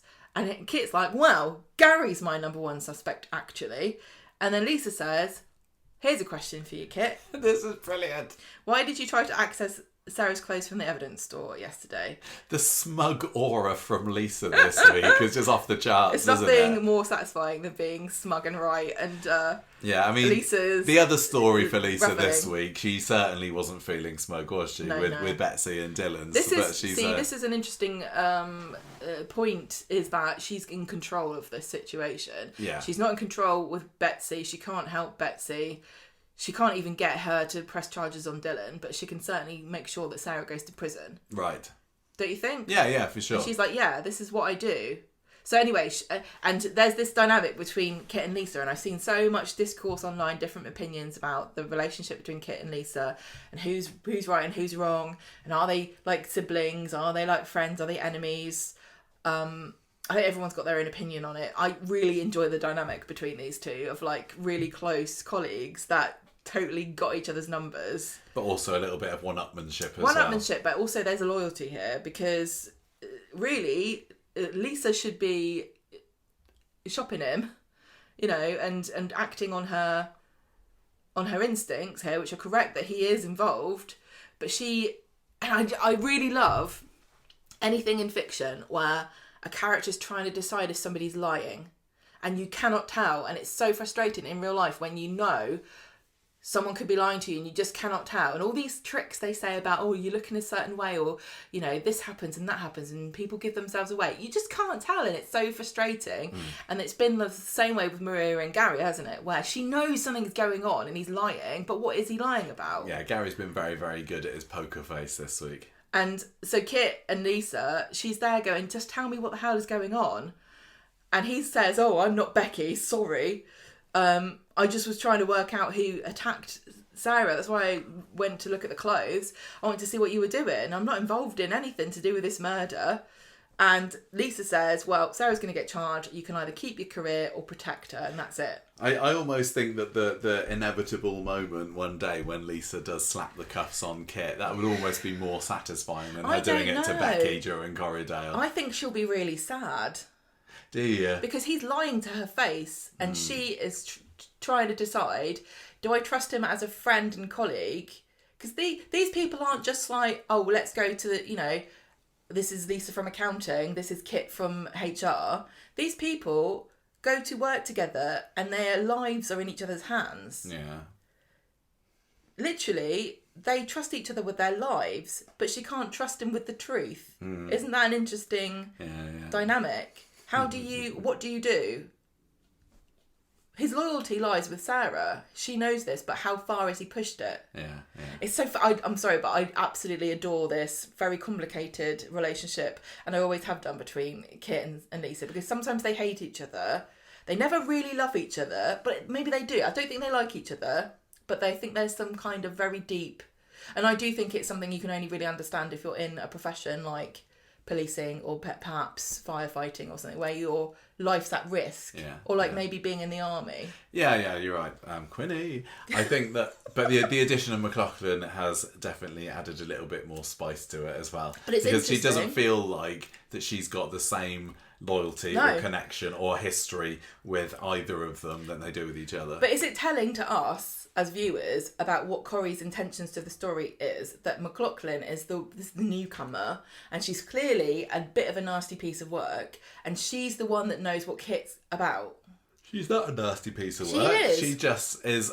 She's just focused on the truth, and she doesn't have any kind of personal connection to it. The way she was talking about Kit is she's correct, but she was doing it in a very kind of snidey way, I thought. And I think she's being set up as one of these disposable antagonists, where she's going to be the one who tries to needle Kit, and then Lisa's going to decide who's she going to side with. That's what I think. That's what I think. Maybe. So, So Sarah's arrest is being discussed amongst George, Christina and Summer, and Todd's like kind of listening in, and this becomes more important later in the week, what Todd thinks about this. Meanwhile, Gary's distracting himself with a bit of PlayStation, and he was winning when Maria comes and unplugs it, which is rude. Don't do that. If he was in the middle of saving, that could have corrupted his data. The whole file. Yeah. So she says, right, I figured out if Sarah did kill Theo, she would have called you, right? And Gary stands up and says, look, I would never put Sarah before my own family. And she says, yes, you bloody would. You got involved in this, didn't you? When did it happen? On the night? The next day? Gary has been so good, as I said earlier, about being the poker face, but I was still totally on Maria's side when she was not letting this drop. Because she doesn't deserve to be lied to like this. But, you know, like you said when we were discussing it earlier, Gary did warn her that she doesn't want to know what his secret was. It's like Bluebeard, isn't it? He's not wrong. Is it? Yeah, like Bluebeard going, don't go in that room, you won't like it. don't know. She goes in the room and there's a load of murdered wives. She didn't like it. Spoiler alert. So, then we see Kit visiting Sarah in the cell, and she's completely terrified. She's worried about Harry.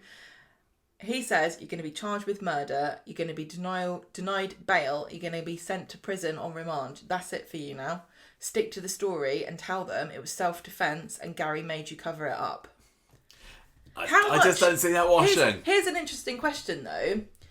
If she didn't have Gary to phone and Kit, out of the picture, if she was by herself, would she have actually made the right decision and phoned the police because she didn't have anyone to help her? Yeah, I wonder. Is it actually kind of Gary's fault for enabling her? She made the decision that she couldn't phone the police, aka Kit, didn't she? She did decide that. But you're herself. right. I think she. But because she had an option, because she thought she had an option. I wonder whether David would have been the next on her list. David definitely would have helped her. Yeah. David, as we said, they collaborated together with Kylie when she's like, when David, Callum was bumped off. You're not going to believe this. It's happened again. Oh God, Sarah Lou. What have you done now, Sarah? So that brings us to Wednesday, doesn't it? We've come very slowly through this again. I'm doing this. Yeah. Right, so, oh gosh, Todd, out of nowhere, completely. Summer and he are having a conversation about whether Christina's a tea leaf or not, and then he suddenly goes, "By the way, Sarah killed Theo." Yeah, just spreading the word. And I don't know some where of this it goes story from I've there. mixed up with the Christina story because it's all to do with Theo's money that comes through, isn't it? But yeah. Summer knows now. Summer knows, but everyone knows she was arrested. It's really whether the fact that Todd knew beforehand is the revelation. Yeah. But that's not what he said. Anyway, in the imagine if Todd came up to you and went, Sarah killed Theo, you'd be like, yeah, we all heard the news. What, you think you're gossiping to me or something? It's true. Yeah. So, in the salon, David, Maria and Sally are talking about the fact Sarah's been arrested, and David just thinks it's a load of rubbish. But then Sally is... I can't remember why she's looking at this photo, but it's the picture of her and Tim when during the wedding, that has the picture of Gary in the background, and Maria's like, "Oh, your hair looks great in this picture, Sally. Can I please use it for social media?" And she's like, "Yes, of course you can." Props to the person on our Facebook group who commented that Sally didn't look a million miles away from Hilda Ogden when she had her curlers in, and pointed out that Sally is now a year older than Hilda was when she left the street, which is insane to me. It's so funny that old women get older much later. You think when Hilda left, you think she was an old woman, right? But you don't think of Sally being an old woman. Well, I mean, look at Pauline McLean. Oh yeah. He plays Maggie. He played Mrs. Doyle in Father Ted. Obviously, a lot younger there than she is now. But would I don't know. An interesting stat that was brought up anyway. I appreciate it. Aren't we all just more beautiful these days? I guess is the moral. I can't wait to be that old and still be young. I'm hoping for it. Yeah, I'm hoping to get more beautiful because at the moment it's not working. So, so she sees Gary's picture and he's insisted that he was never anywhere near the vicinity. Yeah. So in the same way that kind of Lisa delighted in revealing to Sarah Louise that she's got this evidence against her this week, Maria does the same with Gary later, doesn't she? It's interesting that she doesn't make any attempt to hide this evidence on Sally's phone. What do you mean? Well, she could have gone, Sal, this picture would be so much better if you cropped it a bit on your face. Do you mind if I just fiddle with it and make it look better? And then she could have cropped Gary out. And then he would, this is very damning. She could have used the little magic eraser, couldn't she? She could have used that eye to have taken Gary right out of that. You don't want some random ginger in between you and Tim in the beautiful picture of you in the wedding night. Let's just get rid of him. It's interesting. There's an opportunity there. She obviously didn't think about it. She's been super suspicious of Gary. She doesn't care at this point. All this time. She just knows she's got finally some proof that she's not mad. Yeah. So, Kit visits Sarah at the special prison Corrie visiting table for celebrities. Right in the centre, down the steps. He says, "You got to tell the truth about this." and she says, I'm not going to implicate Gary because he didn't do anything wrong, he helped me. And it's like banging your head against the table for Kit, because he's trying to help her. He doesn't care about Gary. This is why I don't think that Sarah will end up, setting the police up against Gary. But that's what I said. No, I don't think she will. I agree with you, but I don't think that would stop Kit. Maria goes home at lunch and goes, Gary, did you kill Theo or have anything to do with his death? And he says, no. As I told you, I was at the yard all evening. And she says, here's a photo of you not at the yard that Sally took. It's on her phone. He has got nowhere to come back from there. And he's like, oh no, whoops. So he says, okay, right. Sarah called me. Right, this is going to sound bad, but listen, right? Okay. Like, it wasn't my idea. Right, Sarah called me. She killed Theo. She phoned me up. She wasn't thinking straight. She needed an alibi. So I sent a text from Theo's phone. Then I hid the murder weapon. It's just that simple. That text that he sent to, what's her face, Danielle, that's still not really come up or been used to prove or disprove anything yet, has it? You'd think that Lisa would be on this a bit more, because maybe, the thing about... I can't remember from when Danielle was questioned. This show is that we'll often say, why hasn't so-and-so done X, Y and Z? It's because we haven't got to that bit of the story, and they're only doing half an hour a day.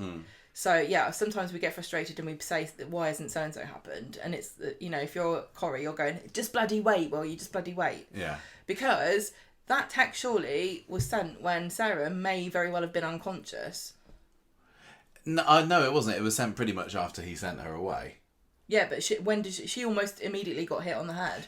I would say there was a good minute between her leaving Gary and then becoming rendered unconscious, and we saw him send her away. No, but we know that phone ended up at in the bin outside Gary's yard. So Sarah would have had to, if it was Sarah that did it, she would have had to hit Theo over the head, hid the murder weapon, taken the phone, texted Danielle, taken the phone to the builder's yard, thrown it in the bin, came back to the house and get hit on the head in the space of a very short amount of time. So this text, unfortunately, I think, is going to be proof that Sarah had an accomplice. They're going to work out very quickly that Sarah must have had an accomplice with this. You're right, because at the moment they're still under the impression or thinking, well, if she was working on her own, then she's the one that threw away she's the one who did everything. Murder weapon. Yeah. She did everything, which wasn't the case. At the moment, Kit is acting very suspiciously, and I can't remember what he was up to apart from he was trying to find out where Theo was. I don't think Kit was doing a heck of a lot. So let me say, I think that it's possible that they will think about, or at least maybe arrest or maybe at least think about the fact that Kit was the accomplice. And if they go down that route, Gary is up crap creek, because there's no way Kit is going to protect Gary over himself. Yeah, you're right. If Kit gets arrested because they think that he's involved in covering it up, he will tell them that Gary did it. I still wonder whether there's anything more that Gary did that we haven't been shown or led to believe could have happened, because we kind of the narrative follows Sarah, isn't it, when she gets hit on the head. Gary, we see do the text. We hear that he's thrown the phone away, but we don't get to see any of it. There's a few minutes there where he could have done something else. We don't know where the murder weapon is either, do we? It wasn't recovered. Oh yeah, of course it was the phone that was thrown away. They just know he was hit with a metal object, and they came to Gary's yard and said, "Let's look at your poles." Yeah, where was that pole? What's he done with it? He's done something. I mean, who can tell which pole it is? Yeah, that's surely got to be something that they're going to be asking her about. And here's the question as well. I'm sure we don't know what's happened to the pole. No, I don't think we do. Apart from the possibility of having DNA and fingerprints from Sarah on the pole, if Gary had just wiped it and put it back, they wouldn't know it was that one versus anything else. Would they? I mean, did she hit him with the bit on the end? She did, didn't she? Yeah. They'd have to look for that bit. But if he took that bit off and just put it...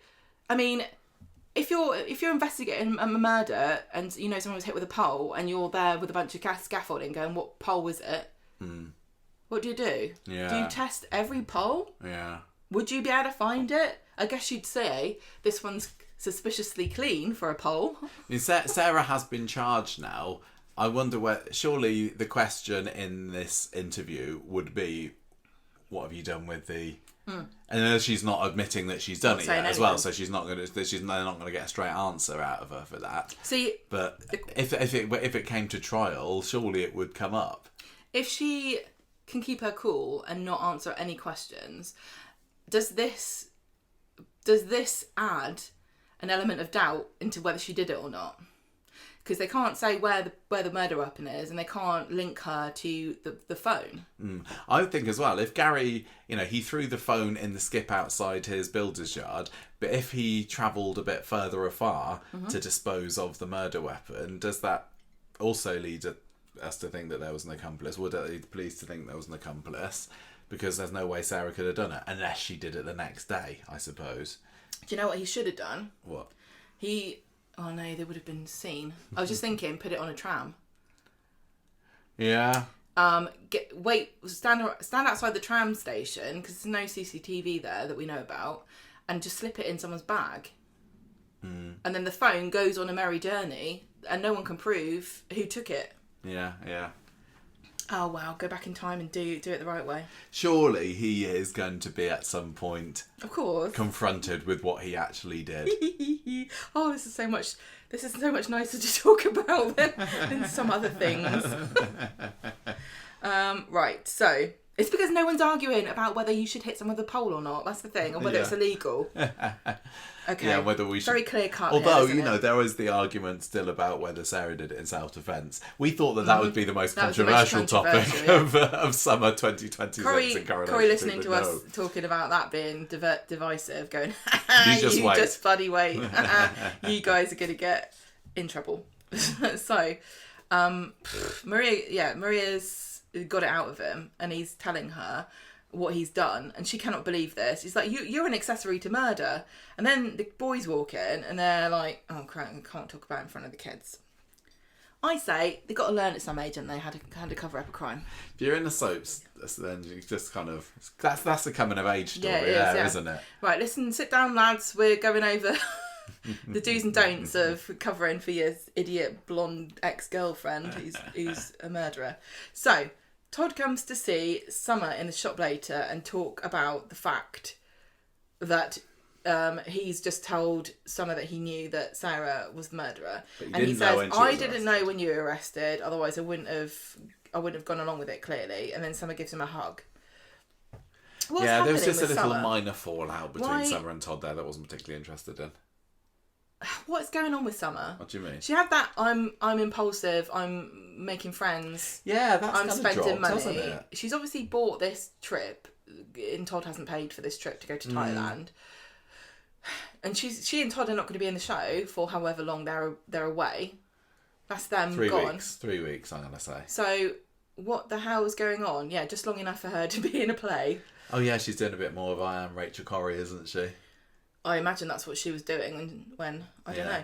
So Summer is where's Summer being the pigeon and not the statue here?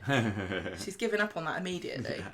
So Lisa goes back to the street, sees Kit, says, "You know what Sarah was up to." He says, "You didn't know what Becky was up to." And she's like, "God damn, I tell you what, if I never hear Becky's name again." Why is everyone saying Becky? Here's a question. Is Sarah in the same prison as Lou and Becky? Yes. It is the same one. So why can't we have a lovely... I mean, what a funny comedic trio they would be. The adventures of Becky, Sarah and Lou. Lou would love being in prison with Sarah, because she'd be able to lord it over her, because I'm sure Lou would see Sarah as a bit of a snooty... Target. Yeah, like, you think you're so much better than her. Yeah, also, if Gary comes to visit Sarah Lou in prison, then Lou's like, "All right, mate, sorry for hitting you over the head." Yeah. If I say that, can I'd be like, out, "I hit your boyfriend over the head. I hit you over the head. Give me your noodles." So, Kit goes to the bistro for a drink with Bethany and admits that Sarah's not doing very well. And then he sees Gary having a lovely family meal with Maria and the boys and goes, "You alright? You having a nice time over there?" Have you seen the chat online, the theories that Kit and Bethany are going to get together? Yeah, I have. Yeah, I have, because It's not a confirmed this is going to happen, is it? It's based on something. That Lucy Fallon said, but she didn't say. She's made a very vague comment about something, and people have jumped to this. The can of worms. Have I? Well, yeah, because now people are gonna. This is a spoiler-free podcast. It's not a spoiler. It's not a spoiler. Yes, it is. Yes, it is. Do you want to cut it out? No. I don't think it is. Lucy Fallon has made a very, very, very vague comment about something that didn't mention Kit at all, but people have said, "Oh, I wonder if." It's no different than all the clickbait theories that Facebook groups are coming up with at the moment. And I seriously think, I hope this isn't going to happen, and I would seriously think that this wouldn't happen. Do you think there's any likelihood in it? Oh, I hate the idea. I just hate the. I don't see them going there. But do you know what it would be if it did? It'd be like, Silly. oh, here's a murder storyline. Let's make it an affair storyline. No, just make it a murder storyline. Mind you, we've had more murder storylines than we've had affair storylines, so maybe there's something to that. I don't have any. I don't believe this is going to happen. Anyway, I think it's just a theory that's gone wildly out of control. That's why I was happy to bring it up. But okay. Hey, I will stand corrected if it ever does. Gary and What? You're making me feel bad now. Oh, look, whatever. It's your podcast. Gary and Kit exit the bistro and have a little kind of squaring up to each other. And Kit's like, one day your luck's going to run out. And Maria and the boys come out and kind of see the tail end of it as well, don't they? Yes. So, Thursday, this is when Liam's County Kit is the talk of Twitter. And I feel bad because we did tweet about it, and then it was pointed out that it was Kirk. But it's still funny. Well, at least you were able to talk me down from my original wording of the tweet. Yes. And say that would be a bit harsh if you said that. You're like, Michael. What kind of stupid idiot? It wasn't quite. It would have been very funny, because then somebody would have gone, what kind of stupid idiot runs a Coronation Street podcast and doesn't even remember a plot line that happened last year? Well, these two idiots right here. I just still stand by the fact that if I was Liam, I would not be wearing that if my name was spelled wrong. Yeah. Nothing you can say about how stupid and wrong we are is ever going to be more than what I've said about myself. No, not at all, so I have no fear of it. No. Liam, they go off to the Red Wreck, and so Maria's like, listen here, right? Don't care what the police do to you. I'm mad, and that should be scarier to you than anything that the justice system has in store. And he's like, I have actually wet myself. Okay. So is that silent? Maria is being proper sarcastic. She's kind of like in Kit's dinner mode, isn't she? Where she's like, and he's trying to convince her that he does not care about Sarah that way, and he's not romantically involved, and he's not fancies her. He just has this very self-destructive need to protect her at all costs. I would agree. I don't think that there are any romantic lingerings between Gary and Sarah. I really hope that it doesn't turn out that he does, and this is what this has all been about, because I'd get quite annoyed. I'm still kind of championing Gary for what he's worth at this stage, but I think if he was doing it because he was thinking with his pants rather than his heart, his literal heart, and then she is still, an old friend of his and an old ex-lover. Gary, I think, genuinely, I believe him when he's said, I misjudged this. I thought I was being a good person when I covered up the murder. And I still think as well, I was never as much of a Sarah and Gary shipper as a lot of the others were back when they were together. So maybe that makes it easier for me to not believe that he's doing it because of what's between his legs. But well, she's like, look, I don't care whether you're a fancy or not. We're both going down for it. You're going to go down with this. The question is, am I going to go down for it as well? Because she's lied to the police. I gave you an alibi, and that's why you're not in prison too. And I'm going to actually retract my statement, because unlike you, I put my family first. I'm not having our kids. I'm not having those two boys alone because I'm in prison and you're in prison because a bloody Sarah Louise Platt is an idiot. I don't blame her. No, I don't either. But I was a little bit disappointed that she was able to be so easily talked out of it. Well, it was a very simple conversation, wasn't it? That convinced her she was wrong. It was Summer saying, "Oh, that Harry's going to grow up knowing that his mum's a murderer if this happens." Well, he's like. She also says you'd do anything to protect your kids. Sarah is almost... I mean, she has been as bad lying to the police already, but... Sarah or Maria? Maria. But now by not taking the opportunity to tell the truth when this has come up, it almost, but not quite, makes her just as bad as Gary, really. What is she... Is she thinking here, Gary is the dad and the boys will grow up without a dad, and I can't do that to them? Gary is the dad. Well, what was it about what Summer said? Summer said, you do anything to protect your kids. No, she's saying about Harry. She says that she says Sarah would do anything to protect her kids. She says she doesn't want Harry growing up knowing that Sarah was a murderer. Yeah. And it pulls on Maria's conscience. Yeah. I just thought it was a fairly weak, because I was very excited about Maria going and retracting her statement. I don't think it tracks to me that it would make Maria think, oh gosh, I better not send Gary to prison. If I was Maria, it would make me think, Summer's right, I should protect the kids and put them first, and not risk me going to prison at the same time Gary goes to prison, because if Gary goes to prison, I'm going to prison. But if I say something first, then I don't go to prison. Like, she can only save herself by speaking up now. If she waits for Gary to get arrested, she's going to be in trouble.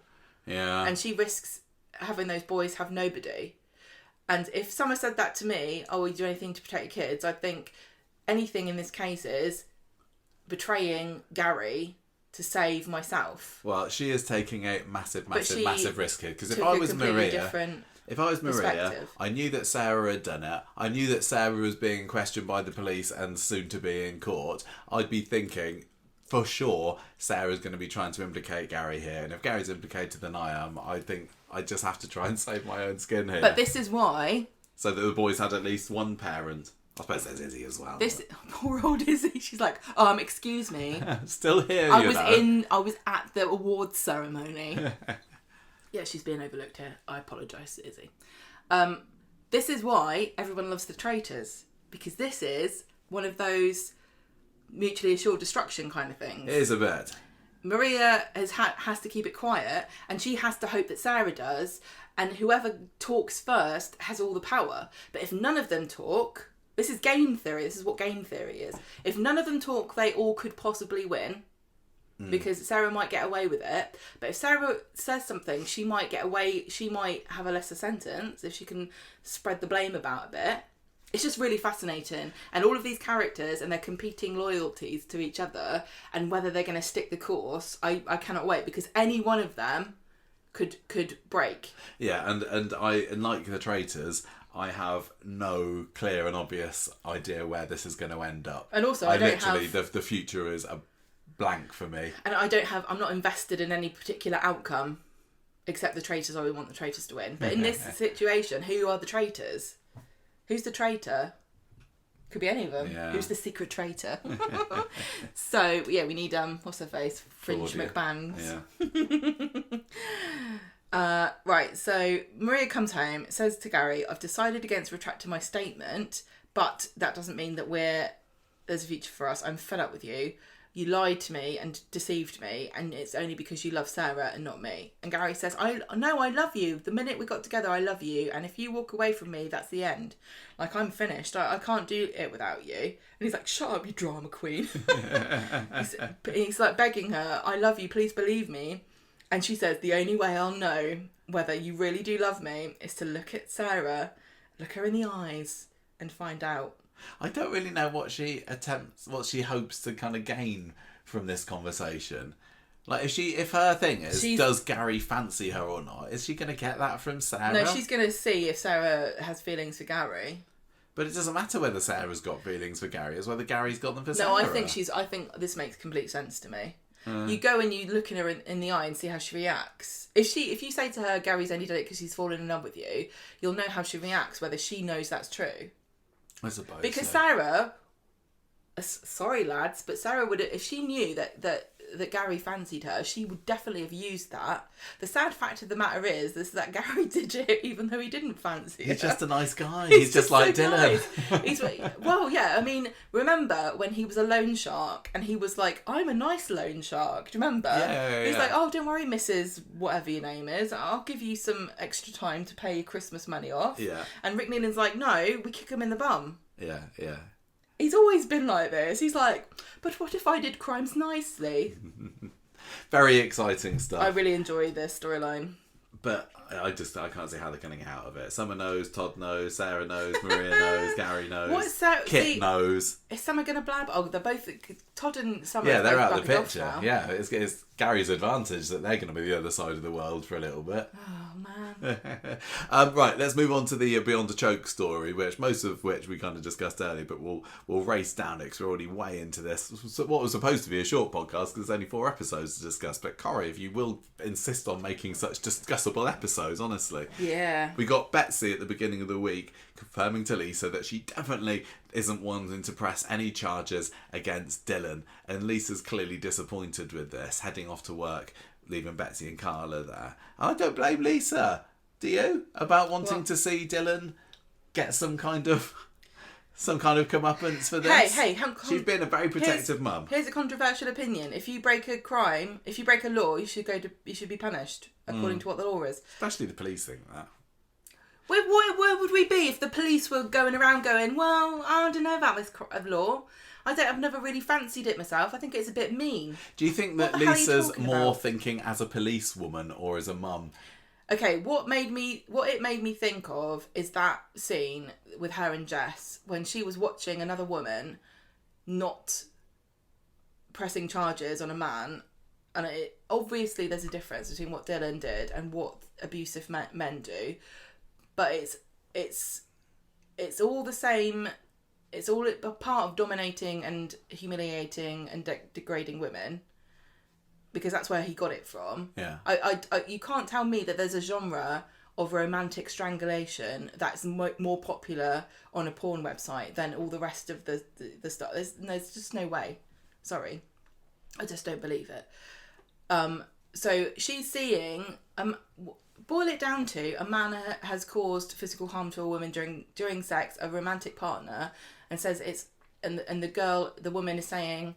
I don't want to press charges. She's seen it done. She's seen it a million times. That's the thing. She has. She's seen this and people getting away with it and women trying to excuse it in her work all the time. And it was Todd. Todd was the focus of the story. But all the other abused victims in that episode were women, and they were wearing purple. Yes. What have we forgotten so quickly?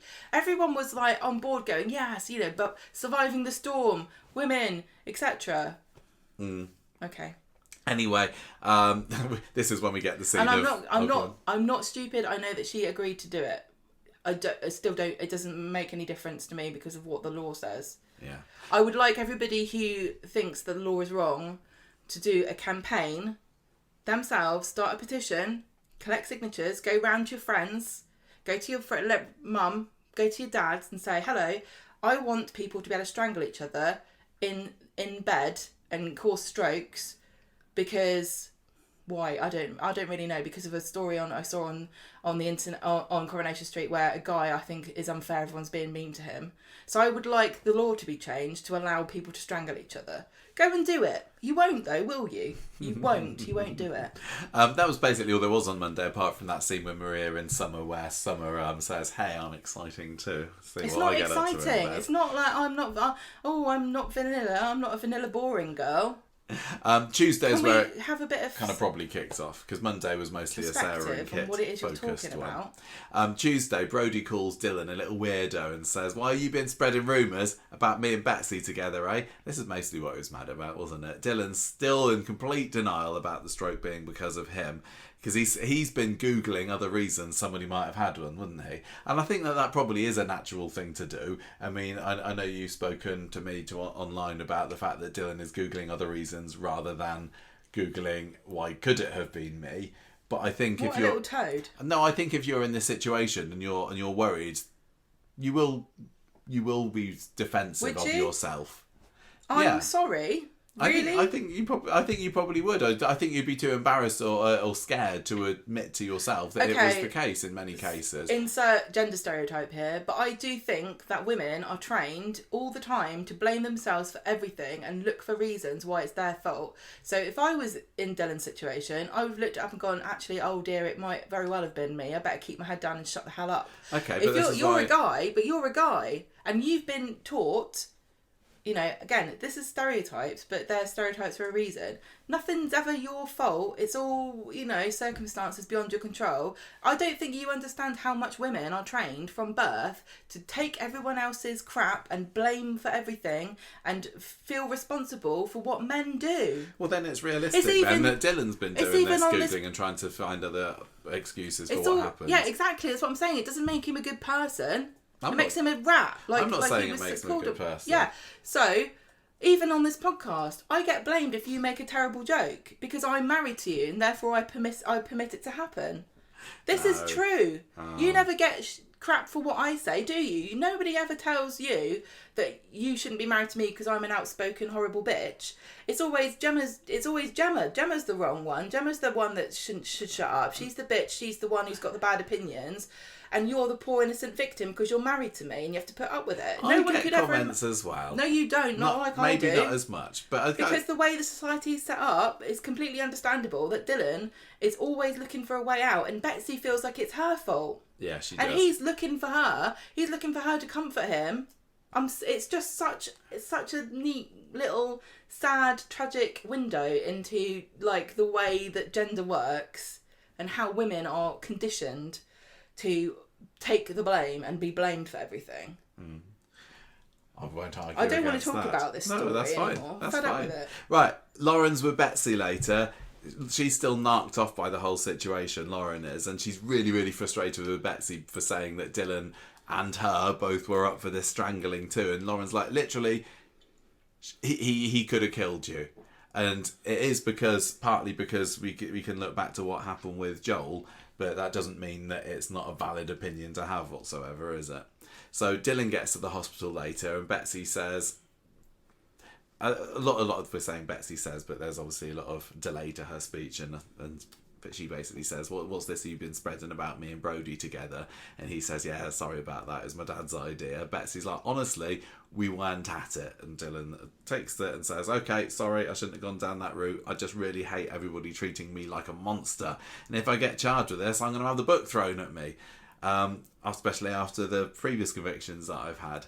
And he sees Ryan outside and says, look, honestly, I never meant to hurt her. Ryan is being a little bit more lenient with Dylan than Lauren and Lisa are, at least. And they have that reminder again that it only takes a few seconds, etc., etc. Less pressure than it takes to open a can of Coke. Sean's with Dylan in the pub later. Dylan admits to him that he's pretty sure he caused the stroke. He's going to get sent down, and that's possibly the last we saw of Sean. As I said earlier, I was a bit disappointed that we didn't see any more of that. And then Lauren's with Betsy later saying, look, you shouldn't let Dylan anywhere near you. She wants to know what they were talking about when he came in, and Betsy says, oh, he loves me. And Lauren's like, no, Dylan only cares about himself. He only cares about saving himself from prison. You need to do the right thing here. What? What? I'm just looking over to you to see if there's anything you wanted to say. Look. What? Blah, blah, blah, blah, blah. This is the law. Yeah. Gemma, you were showing me a tweet. Do you want to say it for the benefit of the listeners? I didn't know you were still recording. Yeah? I just stopped it. I've just been blocked by somebody they asked me, I don't understand why Dylan committed a crime after her first stroke. And I replied with literally the law, and I got blocked. Oh, well, fair enough. Right. Betsy is helped into a chair early on Wednesday's episode. She's all out of breath. She's suffering a little bit. Well, quite a lot. Lauren comes for a visit and Lisa says to Betsy, look, an officer's going to speak to you later about what happened. And Betsy is super concerned about what's going to happen to Dylan because she loves him. He's got a record and so on. Lauren's like, well, he should have thought about that before he did anything to her, shouldn't he? He's not even admitting he's done anything wrong either. Although he is at this point, I think. Dylan comes to visit Betsy later, but they didn't get too far into the conversation before this PC comes in wanting to talk to her, and I did quite enjoy her being called Elizabeth Swain because it's a little bit Elizabeth Swanish, isn't it? Yeah, so Betsy has not made a statement, right? And that is going to be helpful to Dylan in his squirming off the hook, which he's trying to do. Oh, it's so frustrating. It's really, really frustrating. But we've said this all already. Lisa was also frustrated, but she ends up, after she speaks to Betsy, going to speak to Lauren in the pub and saying, look, we need to just respect Betsy's decision here. What did you think about that? The fact that Lisa has now kind of backed down on punishing Dylan. But I don't think she's, in her heart, she's not going to forgive him. And I don't think she's going to be happy with Dylan and Betsy still continuing their relationship after she recovers, is she? I don't know how Lisa could, as much as she wants to respect Betsy's wishes, how on earth could she, let this boy dine at their table, continue to date her? I think, fair enough. Yeah, I think respecting Betsy's decision, yeah. But by the law of the land, once she gives him bread and salt, she can no longer kill him in her own house. Or she just can't. I can't imagine a scene. I'd like to not imagine a scene where they're all kind of agree to forgive each other and forget it never happened. That's not Lisa, is it? Which is why I was surprised when she said as much to Lauren. Thought it was very touching and difficult when Lisa and Betsy have this conversation where Betsy is begging for forgiveness for Dylan and telling Lisa he would never do it again and he didn't mean to do it in the first place. And Lisa's is struggling to understand what she's saying because of the physical damage that this boy has done, this man has done to her beautiful, precious daughter. And I think it is a testament to Lisa's love for Betsy that she is defending her choice to Lauren. Lots of people online I've seen saying, look, it's down to Betsy, it's her decision at the end of the day, but as you would say, the law is still the law, and whether or not Betsy consented, whether or not Betsy wants to press charges or not, there is still the possibility that Dylan could get in trouble for this, because there's no denying what he did, and the law says that you can't do that, even if there's consent. I've got nothing more to add. I'm over it. Right. Do you know, it's just really frustrating as a woman to have continual discussions about whether it's okay to hurt us and why, whether we should be upset for the person who did it. I know, I get it. I get what I know, but you're not a woman. I know. But I'm very much I know. on your side on this. I know, it is, and I know it's really hard. Because there are certain discussions that we have about groups where I'm not from that group. And I can find it. I don't like being made out to be the bad guy or like the enemy of. There are certain people of colour. Like I feel bad when we talk about terrible things that get done to them because white people are racist. That makes me sad and it makes me kind of defensive. But I overcome it. It's not about me. But when it's a group that I'm part of, I feel so upset for us as a whole. Yeah. Thursday, there's again just a few little bits really. Lauren is back. She's helping Betsy go to the toilet, which Betsy finds completely degrading. This was really sad. Yeah. Felt really bad for Betsy, and I think that a lot of people rightfully have pointed out how her bodily autonomy and her, not just it's her wishes and her personal is being impinged upon, like physically and mentally. She's being overpowered continuously and overridden by what other people want for her. And I get that's really unfair. That's horrible. That's part of why what Dylan did is so terrible, because she wouldn't be in this situation if it wasn't for him, just to say. But having Lauren kind of steamroll her into... She had no choice. She literally... she physically overpowered her and took her to the toilet. If my friend did that to me, I'd feel devastated. I would hate to be in this situation. This is if I say to you, this is my worst nightmare, I'm not exaggerating. The idea of being vulnerable in a medical situation is one of my greatest fears. Actually, one of my greatest fears. And it's inevitable, I think, that this will happen in my life. And so watching Betsy struggle with this is really upsetting.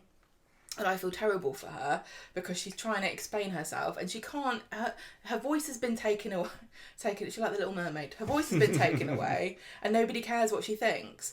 And I feel bad for Lauren as well because she thinks she's helping.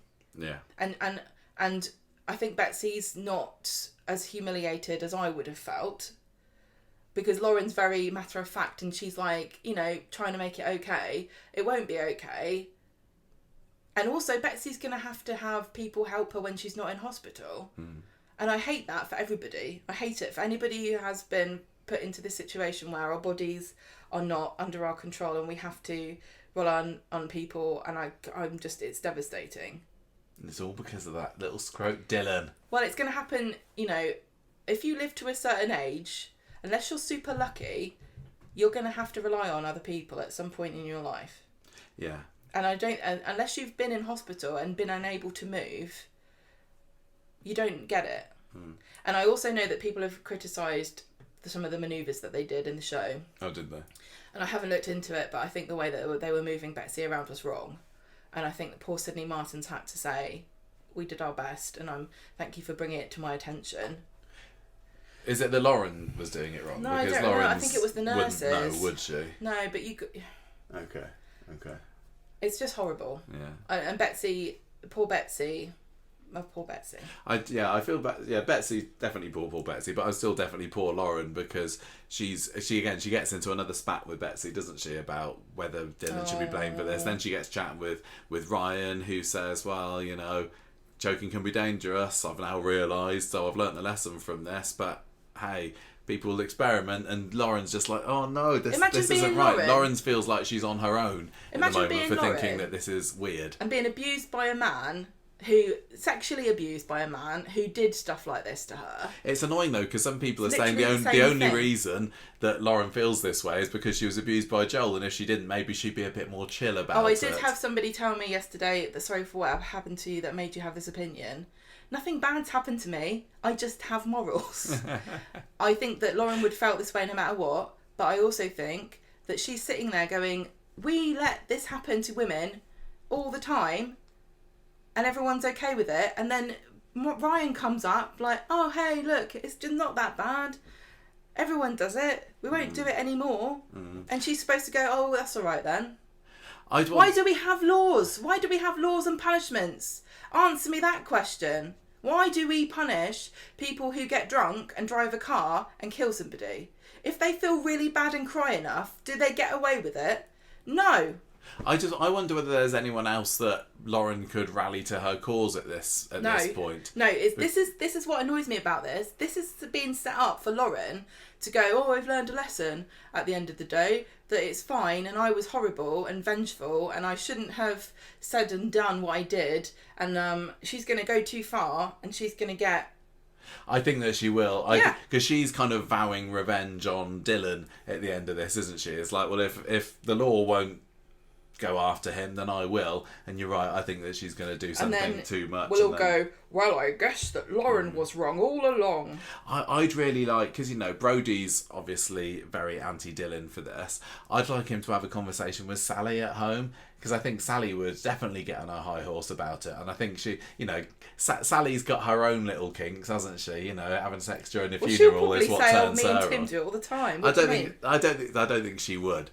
But she's definitely got her things that she gets up to in the bedroom. But I think that she would probably be horrified about this, and she'd think, well, if somebody was doing that to my Rosie or my Sophie, I'd be outraged and devastated. Brony and Shoney. Yeah, exactly. Well, Brody said that today, this week, didn't he? He said if I found out that anyone had done that to Janice and Shanice and Joni, still can't get that out bless her little heart. Then I would be, I'd bloody kill him.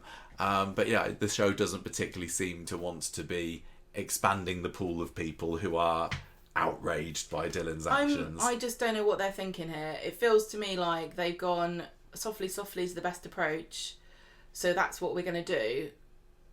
They've raised awareness of it. I think it has done good for that. I just think the outcome isn't necessarily what we would want it to be. What's the benefit of saying of being... I'll give up.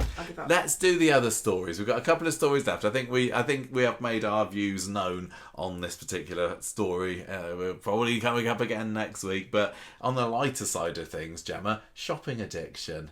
There's something that nobody's going to be getting too outraged about, right? This is why women shouldn't be taken seriously, because we're shopping addiction. It could happen to anybody. Any woman. Could happen to any man. But it just hasn't. I want to throw this whole show in the bin. This podcast. This is not a serious storyline. At least there's not. It? No, it's not. I don't think. I don't know what's going on. Go on, remind us of this, Gemma. If I said I was tired of this, by which I mean life, I wouldn't be exaggerating at this point. I think I'm going to jump in the sea. I'm just so done with everything. We do live near it as well. I was happy when we started this podcast. Well, look, this will cheer you back up, talking about lovely Christina. But Christina's on the road to hell and she's taking us all with her. She's doing secret package but deliveries, at least we'll have good accessories. So on Tuesday, she is like in what's the word? Intercepting a parcel. Yeah. like the FBI jumping on a drugs exchange.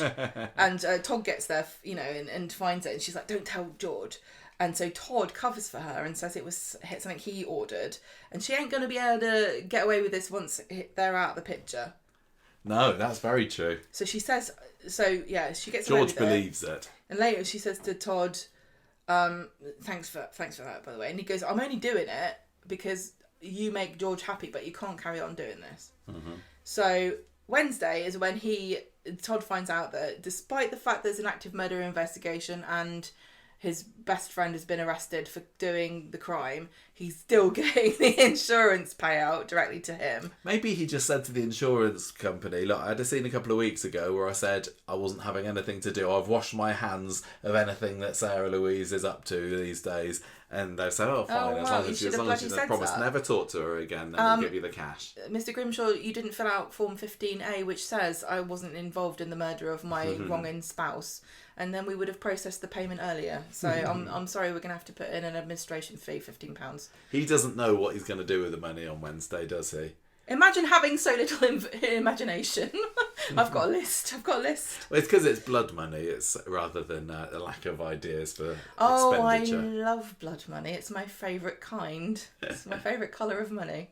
I mean, lots of people would say that Todd is owed that money from the hell that Theo put him through. But I think equally a lot of people in that situation would feel a little bit icky about the constant reminder that everything he spends is Theo's estate. I don't know. Okay. I don't know how I'd feel about it, but I really like money. Hopefully you'll never have to find out. It would be a turn of events, wouldn't it? So, what's he going to do? Keep it? Give it to the kids? I'm worried about Christina's spending, Summer. Summer says, tell George. So, on Thursday, James Bailey turns up. He's had a nice little run, hasn't he? He's jogging about. He's done a 5k. Fantastic work. Finds Todd brooding about. Todd says, got the life insurance money. It's blood money. I don't want it. Christina, it's her birthday. She's decided that she thinks, because they got sent a text from Todd. Summer and Todd going, we've got a surprise news. She's like, guess what, Georgie? They're going to give us the money to get us out of this financial hole that suddenly appeared. That was very presumptuous, wasn't it? Oh, yeah. I know it was for the drama, but I wouldn't be wanting to put more of my eggs in that basket. It's like when your great aunt dies, you're like, ooh, did I write enough cards? Did we do Christmas enough? Did we? Not sure. So maybe I didn't mind so much that she suspected it, but I have. Maybe it's because it's not the fact that she thought it was, but the fact that she was outright said it to him, like, "Oh, thanks so much. I think I know what your surprise is." Yeah. So we had a little pause, didn't we? And I said, "What do you reckon the news is going to be?" Yeah. And I thought it might be that Summer and Todd are going to move in to their flat together, or they're going to go to Thailand. And you were right on the second one. But why don't they move out? Why don't they live in that flat? So he says, I've given... Christina's gone. They're in the pub. Christina's gone somewhere. And then George gets told by Summer and Todd they're going to Thailand tomorrow. And that's their big surprise. And that Todd didn't use the money from Theo to pay for it. They've used Billy's blood money from when he got murdered by Theo to use... I mean, for God's sake. And they're going to go with that, and he's given all the money to Millie and to Miles, which personally I think is the correct thing to do. I would say so too. Whether or not I would do it in reality is a different question. Just give a little bit off the top. But genuinely, maybe. Those kids, I would I don't think you can control what they spend it on, but I would be like, I'll only give it to you if you use it for something useful. But the thing is, there's no love lost between Miles, Millie and Theo, is there? So they're not. I don't think they'll be thinking, hooray! Oh, my dad's money. I love him. He's given this to me. They're going to have really complicated emotions. Yeah. Probably even more so than Todd does about this money. But equally, they're young kids. I think anybody that age that gets they're going to need some money, I think they'd be like, this is great. Their generation, especially if you not, they were grieving their dad, I suppose, at least, weren't they? It's not like they're saying glad he's dead. Bring on the it's cash. horrible what happened. Yeah, their generation of really need it. They need the help. That not only does it cost more money to get an education. Yeah, but AI's stealing all their jobs. And the house prices are out of control. Like, we didn't have a great time, but they're even worse. Yeah. If only they didn't spend all their money on avocados, they might have... I've got 3 in the fridge right now. So anyway, they're being paid. Billy's money's paid for it. Christina comes back and goes, oh, I think I know what your news is. And just before you say, I just want to say thank you so much. We don't know what we would do without that money. And then, oops, she gets, told that's not what's going on. And then George is left alone with Todd and says that don't worry about it. It was her idea. I don't know where she got it from. And then James comes over and says, it'll be good to get out of Weatherfield for a bit for you. But to be honest with you, I thought I was into a story. I just wonder whether this has been set up so that when Todd comes back, he's going to get into something with James, i.e. a relationship. What do you think? What? Yeah. Love them together? No, I don't like it. It could be the making of James.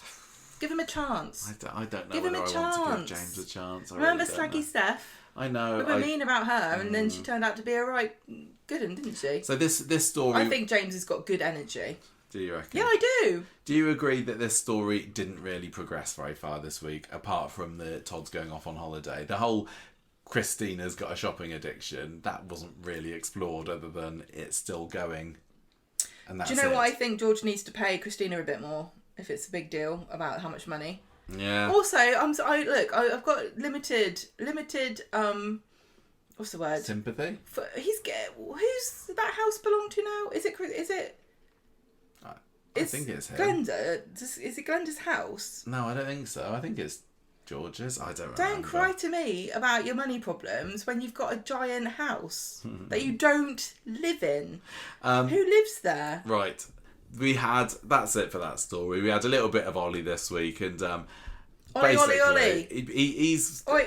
He's been offered a job in Brighton at a Michelin-starred restaurant. Don't you know? He is such an excellent chef. How did he get that gig? I don't know. How was he headhunted for that? Right, and also there's a bit of controversy here about the hot pots. Oh yeah. And I think there's real big confusion about this. And maybe I'm wrong, but I think all he's done is put them in those little ramekins with the lid. And everyone's saying they don't like them in the ramekins, but I'm gonna say I thought that they were always in ramekins there. I've seen some people saying that maybe he's had to make up the recipe because Sean's been barred from the Rovers, but I don't think Sean has actually been barred from the Rovers. I don't believe got the that power. Lauren wields that power exactly. But equally, it would be interesting to have seen some scenes this week where the two of them were behind the bar together and having to overcome their differences. Who? Lauren and Sean, yeah. Yes, that would be a very good scene. You're correct. But as I said, I want to know what Sean thinks about the Dylan situation now. Now he knows that his one and only theory to get his son out of this was that maybe Brodie got together with Betsy. Now he knows that's not the truth. The truth is he still going to be trying to campaign for his son who didn't know that it could be dangerous? Why? Or is he going to be saying, well, you need to suck it up, Everyone's giving him a pass. Forget it. He doesn't need sympathy. He's had no end of sympathy. People have spoken more about how poor Dylan needs a break than they have about Betsy. I'm sorry, but he's not the victim. He's the one who's responsible. Right. Cry me a river. I want to see... let's forget about all this horrible rubbish and nonsense. And, we haven't also said about how fabulous Sydney Martin is and the prosthetics and the makeup and stuff. Really fantastic job. And she's really put her heart and soul into making sure that this is as well depicted as possible, and I would give her absolute props. She's taken this very difficult role on with professionalism and grace, and I think she deserves absolutely all the praise in the world. And I would hate anybody to think that my criticism of the story and the themes of the story is anything to do with her, because it's not. And as always, the actors, Vicky Myers, everybody involved, like I said at the top of the show, absolutely fabulous. They've all done a really good job. They're so convincing. This is why it makes you passionate, because you feel like they're real people. Yeah. But anyway, put all that aside. I'm fed up with it now. I don't want to talk about it ever again. I've talked about it far more than I ever wanted to in the first place. So what I want to see is a storyline where Ollie surreptitiously tries to copy the recipe for Betty's hot pot off of Sean. That'd be a bit of a light relief. I would love to see him try to reverse engineer what the recipe is. I would love it. And then he'd be appalled by the ingredients that are in there that don't meet his high standards. And he'd be like, what is this Knorr stock cubes? Can you just imagine him going through the bin trying to work out what it is that he's bought? And also going, why is this secret? I don't understand why this is a secret. I was honestly wondering this week whether this was the beginning of the end for Ollie, because I'm sure it was around about this time last year, maybe it was a bit earlier, I don't know, that he first made his appearance, and I wondered whether the year-long contract was over at this point. But no, he is not getting a job in Brighton because he's dilly-dallying too much about whether or not he should accept it, because he's worried that Will and Susie need his brotherly presence around the pub. And on Thursday, we find out that, he's left it too late to accept it. They found somebody else with a job, and Ben tears him a new one. So honestly, it's almost felt like Ben was trying to get rid of him as well, wasn't it?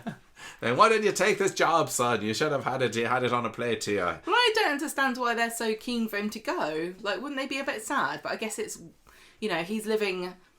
It's not like it's helping his career. But Driscoll's together. Driscoll's, strong. Maggie wouldn't want him to go. Where's move Maggie? Away, does it? Yeah. I love Ollie's his calling. I love that he loves food, but I wish he'd stayed at the pub rather than going to the Speed Daal, which is where he ends up at the end of this. Yeah. And look, I'm not. It's only a matter of time. I'm struggling with seeing Ollie at Speed Daal as the head chef, considering that he has shown no real interest in Pakistani street food before now. I know he's cooked different dishes, but how much does he know about the culture and traditions and the food? And Leanne didn't care to find out, did she? That's the thing. On Thursday, she says, "You're a chef. Do you want a job here? You can probably cook anything, right?" It's not like only Pakistani people can cook Pakistani food, obviously. But what does he really know about it? What does he really know about it? Maybe he's an expert. Well, he hasn't cooked anything at the pub. Well, maybe this is going to be where the storyline goes later in the week and next week. It turns out that he actually makes a massive hash job of it, and he's only good at doing roast dinners. I don't think it's impossible, and I think that if it was me and I was Ollie and I had a profession, this was my profession, because obviously it's a real passion of mine as well. And if it was my job, I would love to. I'd be thrilled, but I would spend weeks and weeks and weeks studying and learning.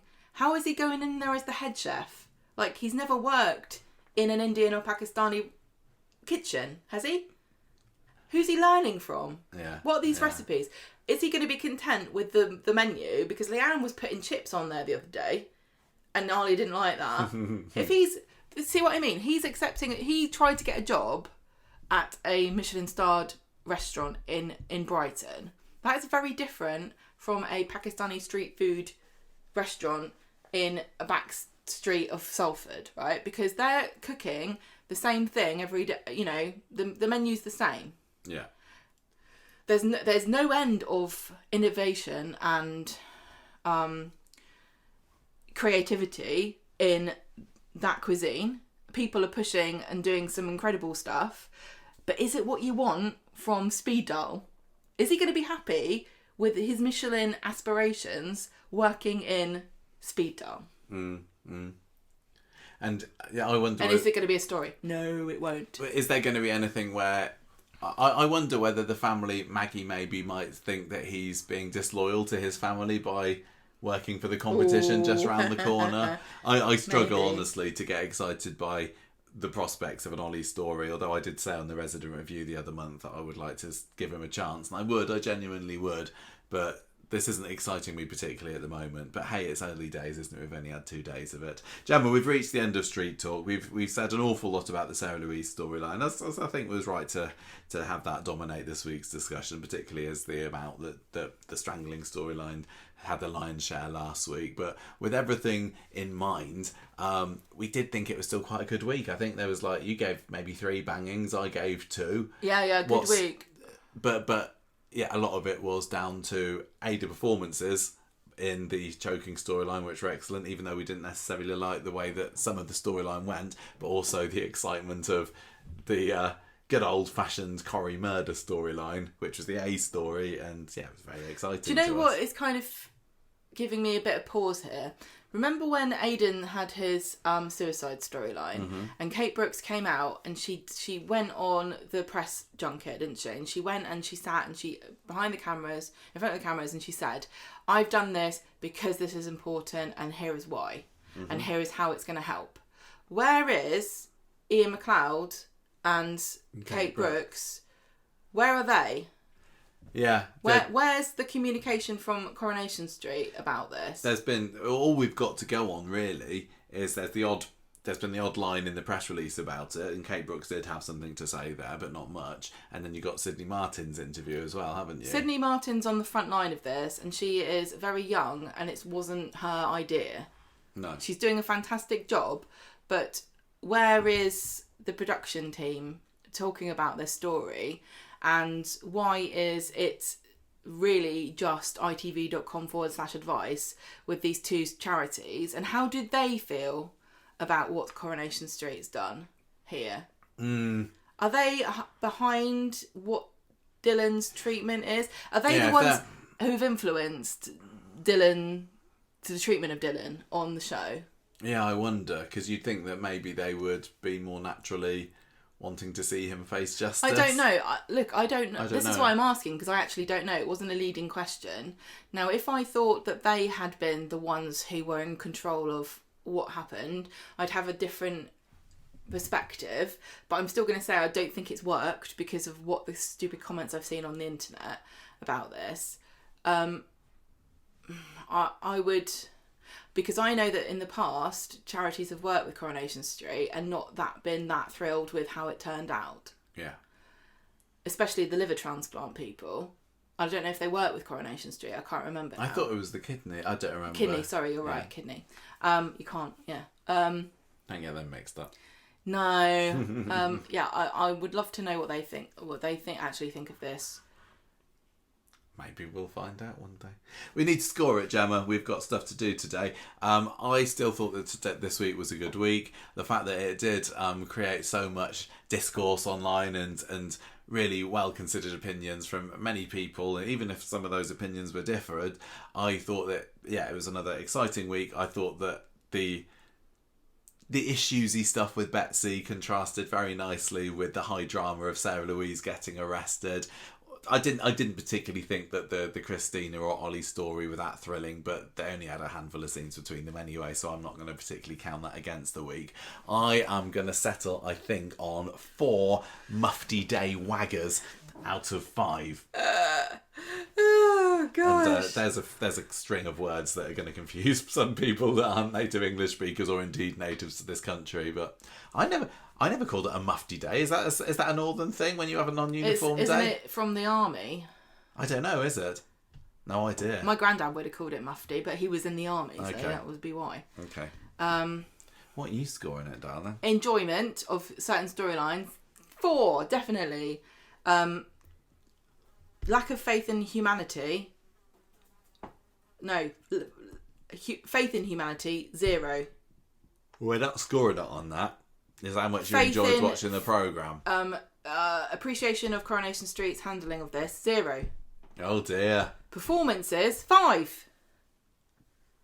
Average it out, Dylan, Gemma. 0. Average it out. You got to give me one Betsy, score. 5. Lauren, 5. Poor nurse who got moaned at by Lisa and Lauren. 5. She gets 5. She gets a pay rise.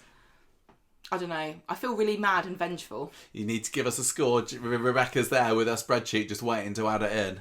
Oh, do I give it 4 because I enjoyed it, or do I give it 0 because of my contempt for everything? Go with your heart. 0. What? This wasn't a 0 week. I enjoyed it. 0. 0 what? 0 Dylans who are the darling of the internet and have never done a thing wrong apart from getting someone killed and putting someone in hospital. Harsh words, Gemma, but I'm not going to argue against you. Who's your character of the week? Dylan. Yeah, Dylan, because I feel bad.